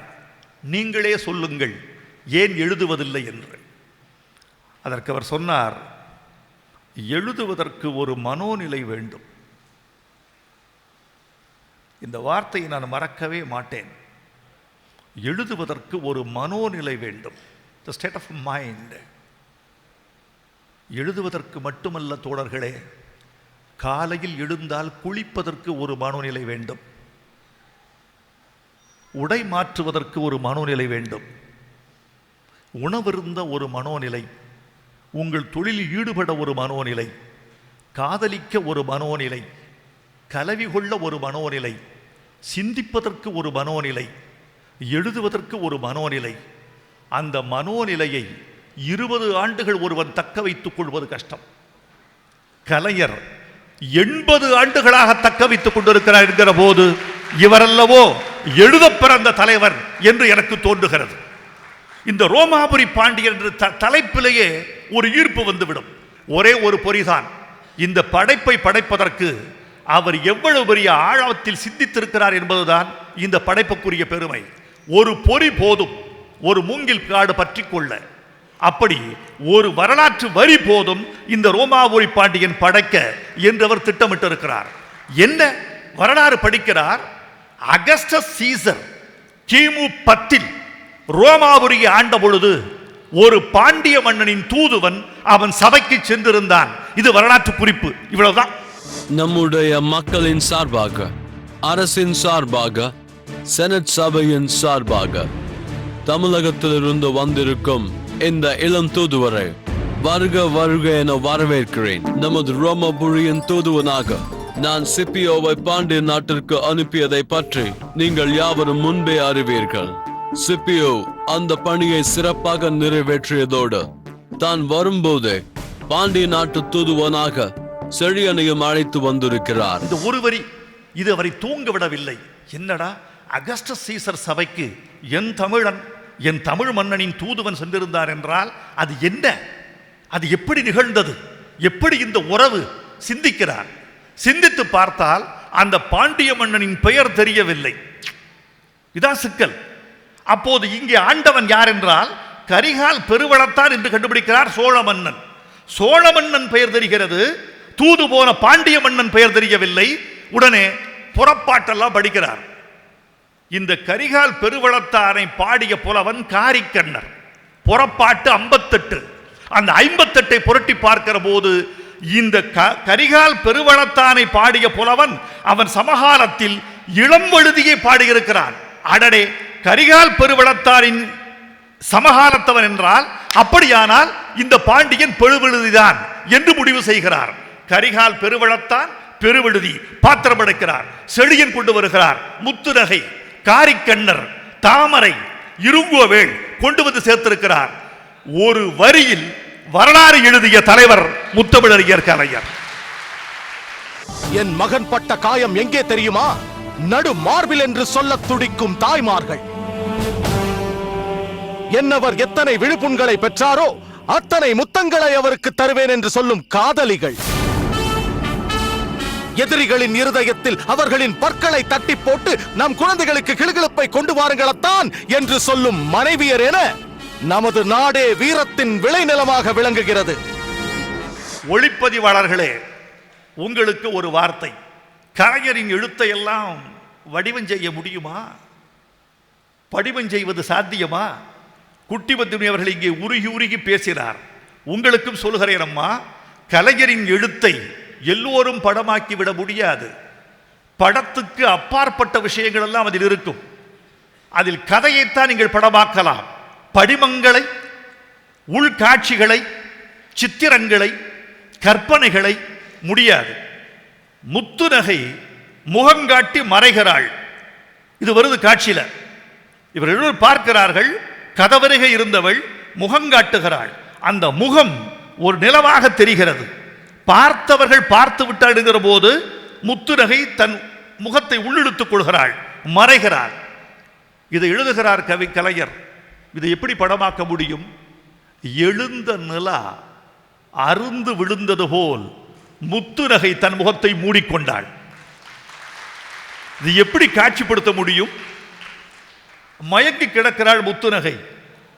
அவள் முகத்தில் தண்ணீர் தெளிக்கிறார் காரிக்கண்ணர். தண்ணீர் தெளித்த போது அவள் கண் திறக்கிறாள். இந்த கண் திறப்பை எழுதுகிறார் கலைஞர். ஒரு முத்து சிப்பி தானே ஒரு பக்கம் திறந்து முத்தை காட்டுவது போல் அவள் இமைகள் திறந்தாள் என்று எழுதுகிறார். இந்த ரோமாபுரி பாண்டியனின் மொழி நடை அழகு. கலைஞர் தயாரித்துக் கொண்ட மொழி இன்றைக்கு வரைக்கும் இளமையாக இருக்கிறது. 10 ஆண்டுகளில் மொழி நடை மாறும். என் நடை 72 எழுதிய என் நடை இன்று இல்லை. 80 நான் எழுதிய பாட்டின் மொழியை நான் 90களில் மாற்றினேன். 90களில் எழுதிய பாட்டு மொழியை 2010 மாற்றுகிறேன். 2030க்கு தமிழர்கள் எந்த மொழியில் திரைப்பாட்டில் பேசுவார்கள் என்று இப்போது யோசித்துக் கொண்டிருக்கிறேன். தலைமுறை மாறுகிறது. கலைஞர் ஒரு 70 ஆண்டுகளுக்கு முன்னால் தனக்கென்று ஒரு மொழி தயாரித்தார். அந்த மொழி இன்று வரைக்கும் இளமையாக இருக்கிறது, இன்று வரைக்கும் செல்லுபடியாகிறது, இன்று வரைக்கும் வீரியமாக இருக்கிறது. அதான் பேராற்றல். அவருடைய நிறைவாக ஒரு செய்தியை சொல்லி விடைபெற வேண்டும் என்று ஆசைப்படுகிறேன். இதில் ஒரு இரங்கல் கவிதை வருகிறது. பெருவழுதி மன்னன் மாண்டவுடன் ஓர் இரங்கல் கவிதை. இரங்கல் கவிதை எழுதுவதில் டென்னிசன் உலகத்தில் மிகப்பெரிய கவிஞன் என்று கொண்டாடப்பட்டவன். இன் மெமோரியம் என்று ஒரு இரங்கல் கவிதையை தன் நண்பனுக்கு எழுதினான். அதன் பிறகு இரங்கல் கவிதையில் புகழ்பெற்றவன் கலீல் ஜிப்ரான் புரோக்கன் விங்ஸில் எழுதியிருக்கிறான். எனக்கு தெரிந்து இந்த இரண்டு பேருக்கும் இணையான இரங்கற்பாவின் தமிழ் பெருங்கவியன் கலைஞராக மட்டும்தான் இருக்க முடியும். பேரறிஞர் அண்ணாவுக்கு அவர் எழுதி இரங்கற்பா இன்று வரைக்கும் தமிழர்களுக்கு மனப்பாடம். கண்மூடிக்கொண்டு நீ சிந்திக்கும் பேரழகை பார்த்துள்ளேன், இன்று மண்மூடிக்கொண்டு உன்னை தடுப்பதென்ன கொடுமை. ஒரு எழுதியிருக்காரு, உன் கண்ணழியின் கதகதப்பில் வளர்ந்தோமின்னு எழுதியிருக்காரு. இந்த கதகதப்புங்கிற வார்த்தை எனக்கு அந்த அந்த இரங்கல் கவிதையை கேட்ட பொழுது எனக்கு வயது 13. கேட்ட மறுநாள் நான் திருப்பி எங்கள் வடுவட்டி வீதியில் சொல்லிக் கொண்டிருக்கிறேன். இந்த கவிதையை ஒரு முறை தான் கேட்கிறோம், மறுமுறை வீதியெல்லாம் சொல்லுகிறோம். ஒலிப்பதிவு கருவி இல்லாத காலம். ஒரு முறை கேட்கிற பொழுதே நெஞ்சில் பசை ஒட்டி அச்சடித்து விட்டு போகிற தமிழ் கலைஞர் தமிழ். அவர் எழுதியிருக்கிறார் ஒரு இரங்கல், பெருவிடுதிக்கு எழுதிய இரங்கல் கவிதை. மலை சாய்ந்தது, ஐயோ எம் மா தமிழின் உள்ளீரல் குலை சாய்ந்தது.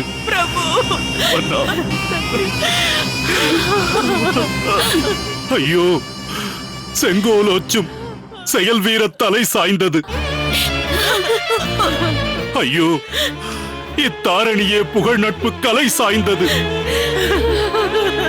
ஐயோ இனி என் சொல்லி கதறுவோமோ. ஊமைகளும் ஆமைகளும் உயர வைத்த சீரேணி, பூமாதின் பொறுமையெல்லாம் பொலிந்திட்ட திருமேனி. ரோமாபுரி வரைக்கும் தமிழ் மணக்கச் செய்த மலர் பூமாதின் வயிற்றினிலே புகழ் குடி மறைந்ததுவோ. படிக்காத மழையெல்லாம் வடித்தனவே விழி முகில்கள், கண்களே மேகங்கள். வடிக்காத மழையெல்லாம் வடித்தனவே விழிமுகில்கள், துடிக்காத அலைகளெல்லாம் துடித்தனவே மனக்கடலில், பிடிக்காத அழுக்காற்று பிள்ளைகளும் குமரிடவே. பிடிக்காத பிள்ளைகளும் அழுதார்கள், பிடிக்காத அழுக்காற்று பிள்ளைகளும் குமரிடவே. வெடிக்காத இதயமுண்டோ பெருவெழுதி இறந்ததனால். பெருவெழுதி இருந்திருந்தால் இன்று சொல்லி இருப்பான், ஐயோ கலைஞரே எனக்கு இன்னொரு உயிர் இல்லையே, இப்படிப்பட்ட இரங்கல் கவிதையை மீண்டும் பெறுவதற்கு என்று கேட்டிருப்பான். ரோமாபுரி பாண்டியன் தமிழர்களின் பெருமிதம். கலைஞர் செய்ததெல்லாம் தமிழர்களின் பெருமிதத்தை மீட்டுக் கொடுத்ததுதான். நீங்கள் எழுதுங்கள், வாழுங்கள், வாழ்த்துங்கள். வணக்கம். சிறப்பு விருந்தினர் சட்டமன்ற உறுப்பினர் திரு துரைமுருகன் ஐயாவை சிறப்புரை ஆற்றுமாறு பணியுடன் அழைக்கிறேன். பாராட்டுக்குரிய தமிழினத்தினுடைய தலைவர், எங்கள் கழகத்தினுடைய தலைவர், எங்கள் நெஞ்சமெல்லாம் நிறைந்திருக்கிற அன்பு தலைவர் அண்ணன் கலைஞர் அவர்களே, உங்கள் அனைவருக்கும் முதற்கனுடைய நன்றி கலந்த வணக்கம். சின்ன திரையில் தொடராக வந்த ரோமாபுரி பாண்டியன் மகத்தான வெற்றி பெற்றிருக்கிறது. கலைஞர் எழுத எழுத சூட்டோடு அந்த நாவலை படித்தவர்கள் நாங்கள். எத்தனை முறை படித்தோம் என்று எங்களுக்கே தெரியாது. எழுத்தை மனப்பாடம் செய்து படித்தவர்கள். அப்படி ரோமாபுரி பாண்டியனுடைய கதையில் திளைத்திருக்கிற என்னையே பிரமிப்பில் ஆழ்த்துகிற அளவுக்கு ஒரு புதிய தொடரை பார்ப்பதை போல் இதை உருவாக்கி தந்திருக்கிற அத்தனை நண்பர்களுக்கும் அந்த டைரக்டர்களுக்கும் என் மனமார்ந்த நன்றியை, பாராட்டை தெரிவித்துக் கொள்கிறேன். என்ன சொன்னாய்?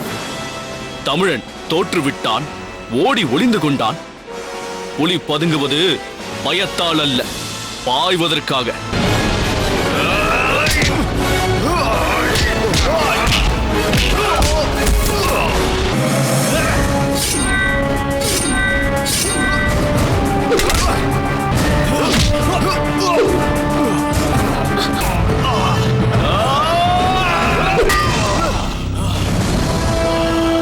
என்னதான் அவருக்கு பேர் டைரக்டராக இருந்தாலும் அவரையே இயக்குகின்ற ஒரு பெரிய டைரக்டர் கலைஞர் அவர்கள். குட்டிபத்தினி அவர்கள் உள்ளபடியே குட்டியாக இருக்கிற காலத்திலிருந்து எனக்கு தெரியும். காரணம் 71ஆம் ஆண்டு நான் தேர்தலில் நின்ற காலத்திலிருந்து பிரச்சாரத்துக்கு வந்து நடித்தவர் அவர்கள். எனவே இந்த தொடர் நாவலை பற்றி இங்கே இருக்கிறவர்கள் பொதுவாக பேசினார்கள். இது ஒன்றும் பின்னாலே ஒரு காலத்தில் சின்னத்திரையிலே படமாக எடுப்பார்கள் என்பதற்காக கலைஞர் எழுதியதல்ல இது. அருமை நண்பர் வைரமுத்து அவர்கள் சொன்னதை போல் தமிழ்நாட்டினுடைய நாகரிகத்தை, பழமையை, வரலாற்றை மீண்டும் ஒரு முறை இந்த மறந்து போன தமிழ் சமுதாயத்துக்கு உணர்த்த வேண்டுமே என்பதற்காக எழுதியது. அயல் மொழி ஆதிக்கம் வருவதற்கு நடைபாவாடை விரிக்கும் நச்சு செயலை நாம் முளையிலேயே கிள்ளி எறிய வேண்டாமா? பெற்றெடுத்த தாயை பட்டினி போட்டுவிட்டு எதிர் வீட்டுக்காரிக்கு இனிப்பு தருவதா? உன்னுடைய செயலும் அது போன்றுதானே? இவர்களுக்கு துணை போகிறவர்கள் தமிழ் துரோகிகள் தானே? இவனுக்கு துணை போகிற துரோகிகளை நம் நாட்டை விட்டு விரட்ட வேண்டும். தமிழை அழிக்க நினைக்கும் இந்த அயல் மொழி பலகையை உடைத்தெறிய வேண்டும். எதை எழுதினாலும் தமிழ் இலக்கியங்கள், வரலாறு மக்களுக்கு தெரிய வேண்டும். இதுதான் கலைஞருடைய நோக்கம். மனோகராவில் ஓடும் ஓடும் ஓங்கார கூச்சல் ஓடும், கலிங்கத்து பரணியை மறைக்க வந்த கார் இருளே கால் பிணரில் ஓடும், புறநானூற்று பெருமையை மறைக்க வந்த புழுதி காற்றே ஓடும்னர். ஆகவே இது கிராமத்திலே இருக்கிற எவனோ ஒருவனுக்கு கூட அந்த கலிங்கத்து பரணியை உச்சரிக்க மாட்டானா? அதன் மூலம் அந்த கலிங்கத்து பரணியை பற்றி தெரிந்து கொள்ள மாட்டானா? புறநானூற்றை பற்றி தெரிய வேண்டாமா என்றுதான் அதை வசனத்திலே கொண்டு வந்து சேர்த்தார்கள். அதை போன்றுதான் இந்த மறைந்து விட்ட ஒன்று இதை மறுபடியும் கொண்டு வந்து காட்ட வேண்டும் என்பதற்காக உருவாக்கப்பட்ட இந்த கதை இன்றைக்கு மாபெரும் வெற்றியை பெற்று இன்றைக்கு திரைக்கதையாக இருந்துவிட்டது. ரோமாபுரியை எழுச்சி மிக்கதாக, வரலாற்றில் நிலைத்து நிற்பதாக உருவாக்கி மாபெரும் பேரரசாக ஆக்கியவர் ஜூலியஸ் சீசர் தான். உலகமே வியந்து போற்றும் மாவீரர் அவர் என்பதில் எந்த மாற்றமும் இல்லை. ரோமாபுரியின் வரலாற்றையும் தமிழ்நாட்டு வரலாற்றையும் ஒன்றாக இணைத்திருக்கிற இந்த சரித்திர நாவலில் என்னுடைய நோக்கம் தமிழ் சமுதாயத்துக்கு நல்ல தெரிவிக்க வேண்டும். பொதுவாக நாவல் எழுதுகிறவர்கள் ஏதோ ஒரு பக்கம் எழுதி முடிப்பார்கள், எதையாவது முடிக்கணும்னு. ஆனால் கலைஞர் அவர்கள் சில கருத்துக்களை தெரிவிக்க வேண்டும் என்றே எழுதினார்கள். அதை ஒரு திரைப்படமாக, குறு திரைப்படமாக மாற்றிய பெருமை இவனுடைய குட்டிபத்தினி அவர்களுக்கும் தனுஷ் அவர்களுக்கும் இருக்கிறது. இதில் அற்புதமாக நடித்திருக்கிறார்கள். இதுதான் இந்த நடித்த நடிகர்களுக்கு பாராட்டு. First prize goes to Karikalan.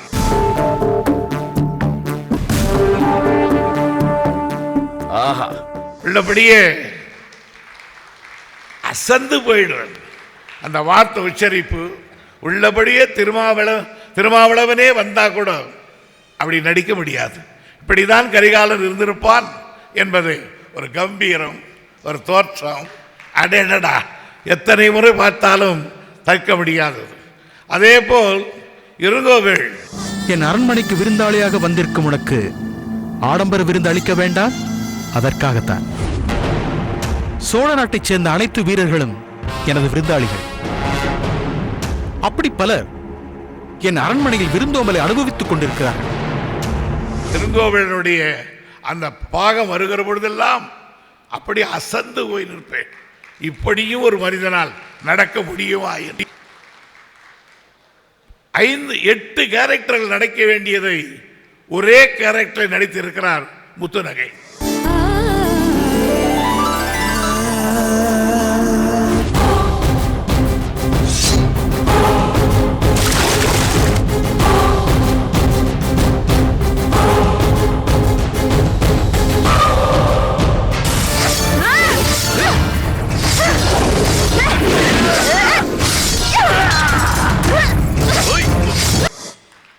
எட்டு நடிகை நடிக்க வேண்டியது. ஆனால் ஆண் வேடத்தில் காதலியாக, மன்னனுக்கு இணையாக, பாண்டியவனிடம் தூதுவாக, பாப்பா எத்தனை வேடங்கள்! அற்புதமாக அந்த நடிகை அவர்கள் நடித்திருக்கிறார்கள் என பாராட்டு. அதேபோல் தாமரை, அவர் அண்ணியார் இறந்த பொழுதும் அண்ணன் இறந்து விட்டான் என்ற பொழுதும் அவர் நடிப்பை பார்த்து நாங்கள் வியக்காமல்லை. உங்கள் தாமரை வந்திருக்கிறேன், எந்திரியுங்கள், என்னை கண் திறந்து பாருங்கள் அண்ணே. வேளிர் குடிக்கு நீங்கள் மருமகளாக வந்த நேரத்தில் மகிழ்ச்சியை வெளியிட்ட உங்கள் விழிகள் இன்று ஏன் மூடி கிடக்கின்றன அண்ணி? ஒவ்வொரு நாளும் நாங்கள் அதை கலைஞரோடு தான் அமர்ந்து பார்ப்போம். கலைஞர் அவர்கள் எல்லாவற்றையும் தெரிவித்துக் கொண்டிருப்பார்கள். எல்லாவற்றையும் கேரக்டரை அப்படி பொறுக்கி போட்டிருக்கார். தனுஷ் அவர்களுக்கு பாராட்டு. கேரக்டரை காணும், கேரக்டரை தேர்ந்தெடுக்கிறது அவசியம் இல்லை. நீங்கள் அதை விட என்னன்னு கேளுங்க. இந்த மங்கம்மாவுக்கு ஒரு பையனை போட்டிருக்காரு பாருங்க.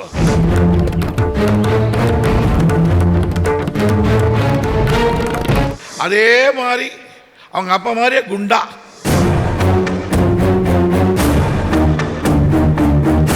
கரெக்டாக ஒரு பையனை போட்டார். வேற எவரும் போட முடியாது. அதே மாதிரி இந்த ராமானுஜரை பறிக்கிறார் பாருங்க, ராமானுஜர் மாதிரியே இருக்காங்க. ஆகையினால கேரக்டரை தேர்ந்தெடுக்கிறதும் அதே நேரத்தில் இதுக்கெல்லாம் காரணம் தலைவர்கிட்ட தான் கொண்டு வந்து காட்டுவாங்க. தலைவர் எழுத்தாளர் மட்டுமல்ல, நியாயமாக பார்த்தா கலைஞர் டைரக்ட் பண்ண வந்திருந்தா பல பேர் அந்த தொழிலை விட்டு ஓடி போயிருப்பான்.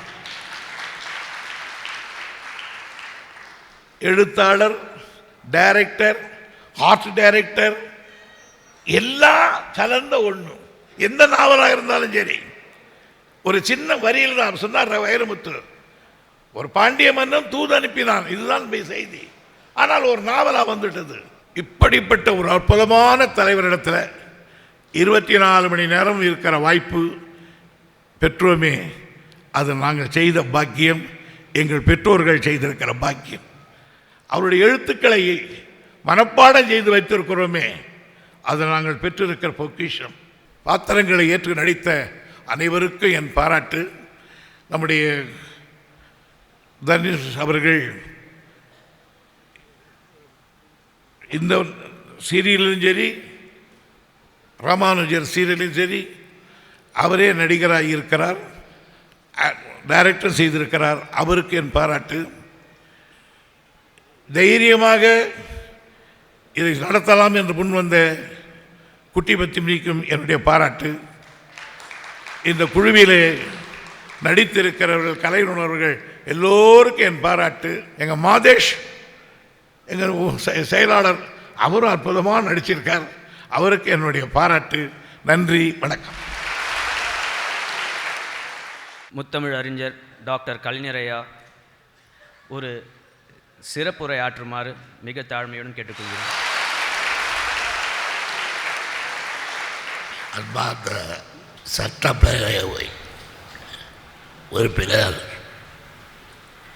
அறுவை தம்பி துரைமுருகன் அவர்களே, கல்வி பேரரசு வைரமுத்து அவர்களே, பழைய கருப்பையா அவர்களே, கலைஞர் தொலைக்காட்சி இயக்குனர் தம்பி அமிர்தா அவர்களே, இயக்குனர் அருமை நண்பர் தனுஷ் அவர்களே, தயாரிப்பாளர் வைசரி மீடியா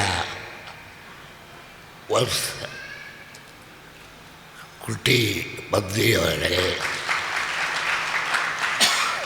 மற்றும் நடிகர்கள் ஓகே சுந்தரம், தேவிப்பிரியா, லாவண்யா, மின்னல் தீபா, ராஜா ஆகிய நண்பர்களே, இந்த விழாவிலே கலந்து கொள்ள நான் தனுஷ் அவர்களுக்கு விதித்த நிபந்தனை வருவேன், ஆனால் என்னை பேசுவார்கள் பண்ண கேட்கக்கூடாது, உடல்நலம் கெட்டிருக்கிறது என்பதுதான். அவர்களை ஒத்துக்கொண்டு அந்தால் பார்த்து கொள்ளலாம் என்ற அந்த எதிர்பார்ப்போடு இந்த விழாவிலே பார்த்து கொள்ளலாம் என்று சொன்னாரே, அதை நிறைவேற்றுகின்ற வகையில் பேசுவார் என்ற விருப்பத்தை தெரிவித்திருக்கின்றார். எனக்கு முன்னால் பேசிய துரைமுருகனை போலவோ, கவிப்பேரரசு வைரமுத்து போலவோ, பழைய கற்பையா போலவே நீண்ட நேரம் பேச இயலாமையை முதற்கண் தெரிவித்து கொள்கின்றேன். ஏழு நாடகங்கள் இன்றைய தினம் காட்சியாக்கப்பட்டு நம்முடைய நண்பர்களின் பாராட்டுக்களை எல்லாம் பெற்றதை நான் கவனித்துக் கொண்டிருந்தேன். ஆனால் இது போன்ற வரலாற்று நாடகங்கள், சமுதாய நாடகங்கள் நாட்டில் பரவ வேண்டும், பரப்பிட வேண்டும் என்ற அந்த எண்ணமும் உடையவர்களில் அதற்காக ஆக்கப்பணிகளை செய்பவர்களில் நானும் ஒருவர் என்பதை உங்களுக்கு கூற விரும்புகின்றேன். இங்கே நம்முடைய பழகருப்பை அவர்கள் கலந்து கொண்டு உரையாற்றியிருக்கின்றார். பழகருப்பையா நம்முடைய பழைய கருப்பையா தான்.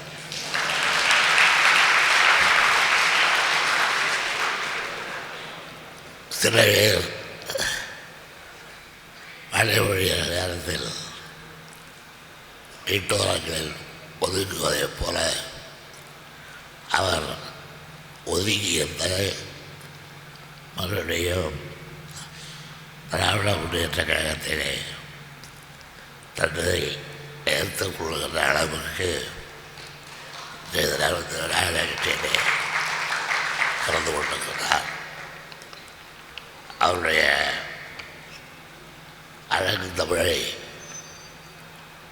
அவருடைய சொல்லாற்றலை இங்கே கண்ட பொழுது இதை நம்பி வேறு இடம் சென்றால் இருக்க வேண்டிய இடம், இருந்து கடைசி வரை இணைந்திட வேண்டிய இடம் அப்படியே இழந்தாரே என்று எனக்கு எண்ண தோன்றியது. அதை இன்றைய விழா நிகழ்ச்சியின் மூலமாக என்னுடைய ஆசையை அவர் நிறைவேற்றுவார் என்று நம்புகின்றேன். இடையே ஒரு நாள் வந்தால் உரையாற்றினார், மிக அழகாக பேசினார் என்று மாத்திரம் இல்லாமல் வந்தால் இருக்கிறார், இருப்பார் என்று இருப்பார் என்ற நம்பிக்கையை எங்களுக்கு அவர் இந்த விழாவின் மூலமாக அளித்தார் என்றால் அதற்காக நான் பெரும் மகிழ்ச்சி அடைகிறேன். பழகருப்பை அவர்கள் இந்த நேரத்தில் நீண்ட காலமாக எனக்கு நண்பர். அப்படிப்பட்ட நண்பரை இவ்வளவு காலம் பிரிந்திருந்தேன் என்பது ஒரு வருத்தமே தவிர அவர் இன்றைக்கு நம்மோடு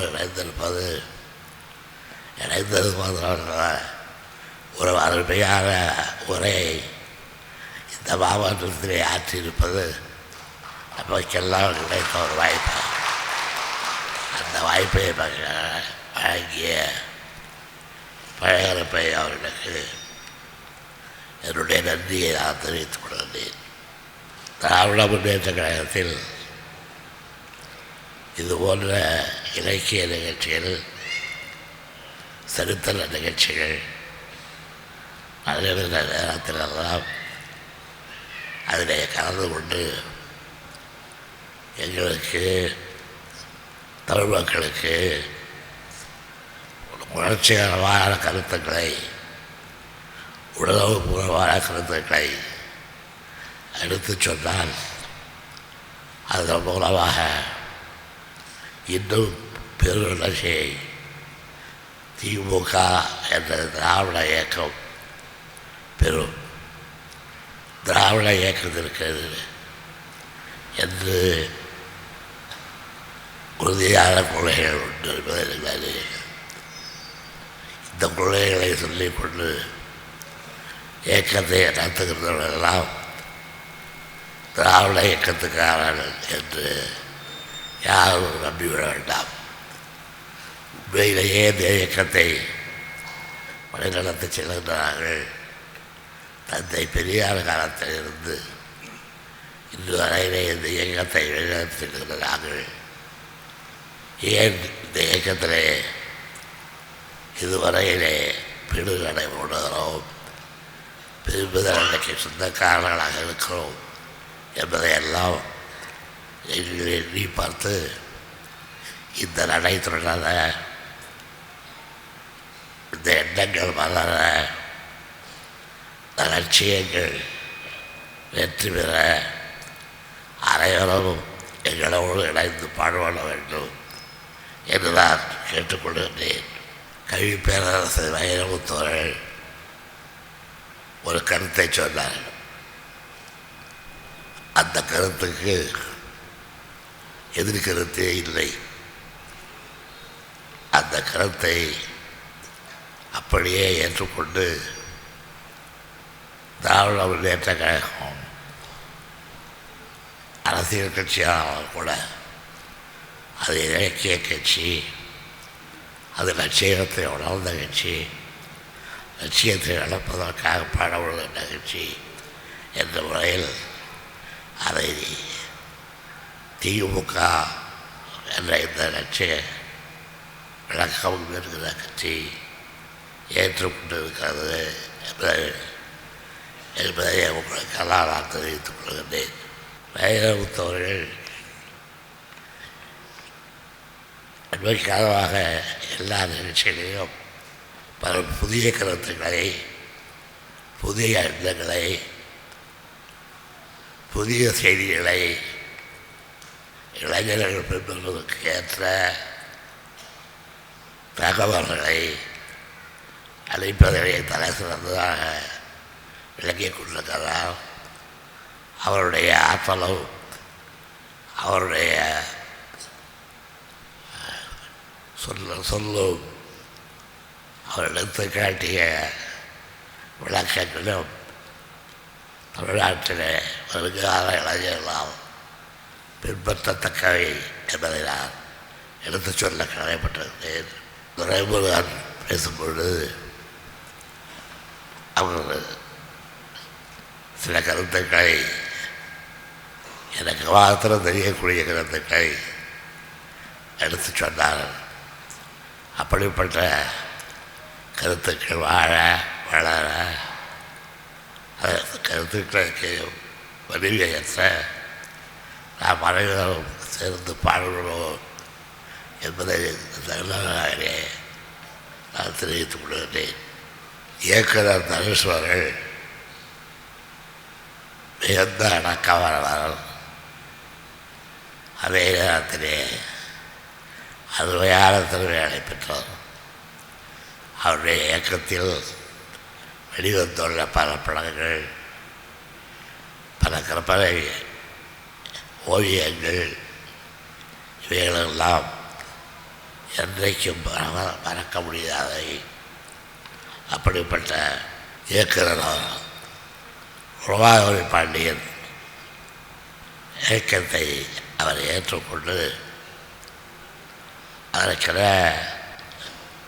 தன்னுடைய ஆற்றலை வெளிப்படுத்திக் கொள்ள காட்சிகளை நான் கடைசி நிமிடத்திலே பார்த்தபோது ரோமாபுரியை எப்படி படமாக்கப் போகிறார் என்று நீண்ட நேரத்தில் அந்த படத்தை பார்த்தபோது நான் அந்த நேரத்திலே உடனே இல்லை, சுற்றுப்பயணத்திலே இருந்தேன். சுற்றுப்பயணம் முடிந்து வந்து அந்த காட்சிகளை எல்லாம் பார்த்தபோது நான் என்னையே நம்பவில்லை, என் கண்களை நம்ப முடியவில்லை. அப்படியே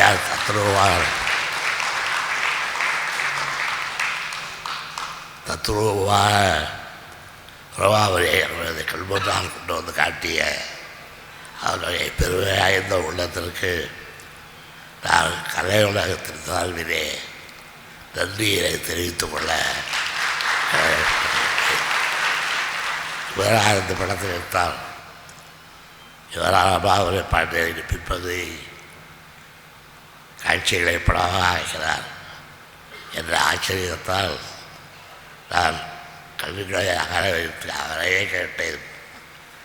இவ்வளவு அருமையாக எடுத்திருக்கிறீர்களே என்று நான் அவரையே கேட்கின்ற அளவுக்கு அந்த படத்தினுடைய காட்சிகள் உண்மையிலேயே நான் சென்னையிலே தான் இருக்கிறோமா இல்லை ரோமாபுரியினுடைய வீதிகளை உலகை கொண்டிருக்கிறோமா என்று உருவாக்கி தந்தவர் நம்முடைய பெருமைக்குரிய தர்மேஸ்வரர்கள். அவருக்கு இந்த ரெட்டிப்பு நன்றியை நான் தெரிவித்துக் கொள்ள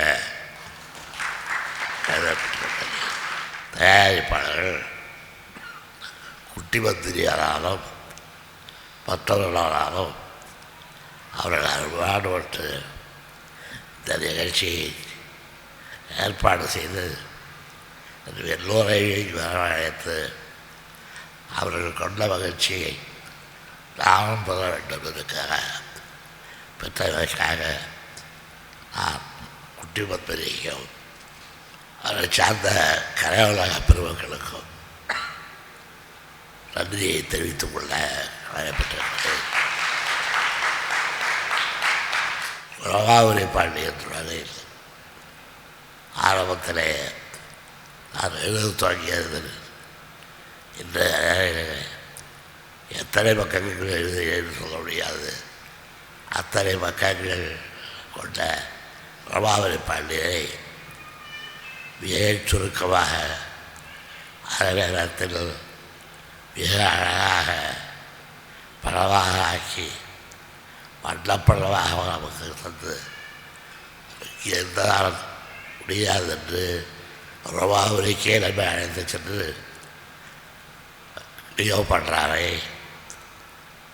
மற்றும் உள்ள கதாநாயகர்களை எல்லாம் இந்த படத்தின் மூலமாக அறிமுகப்படுத்தியுள்ள அந்த மாண்பு போற்றத்தக்கது, புகழத்தக்கது.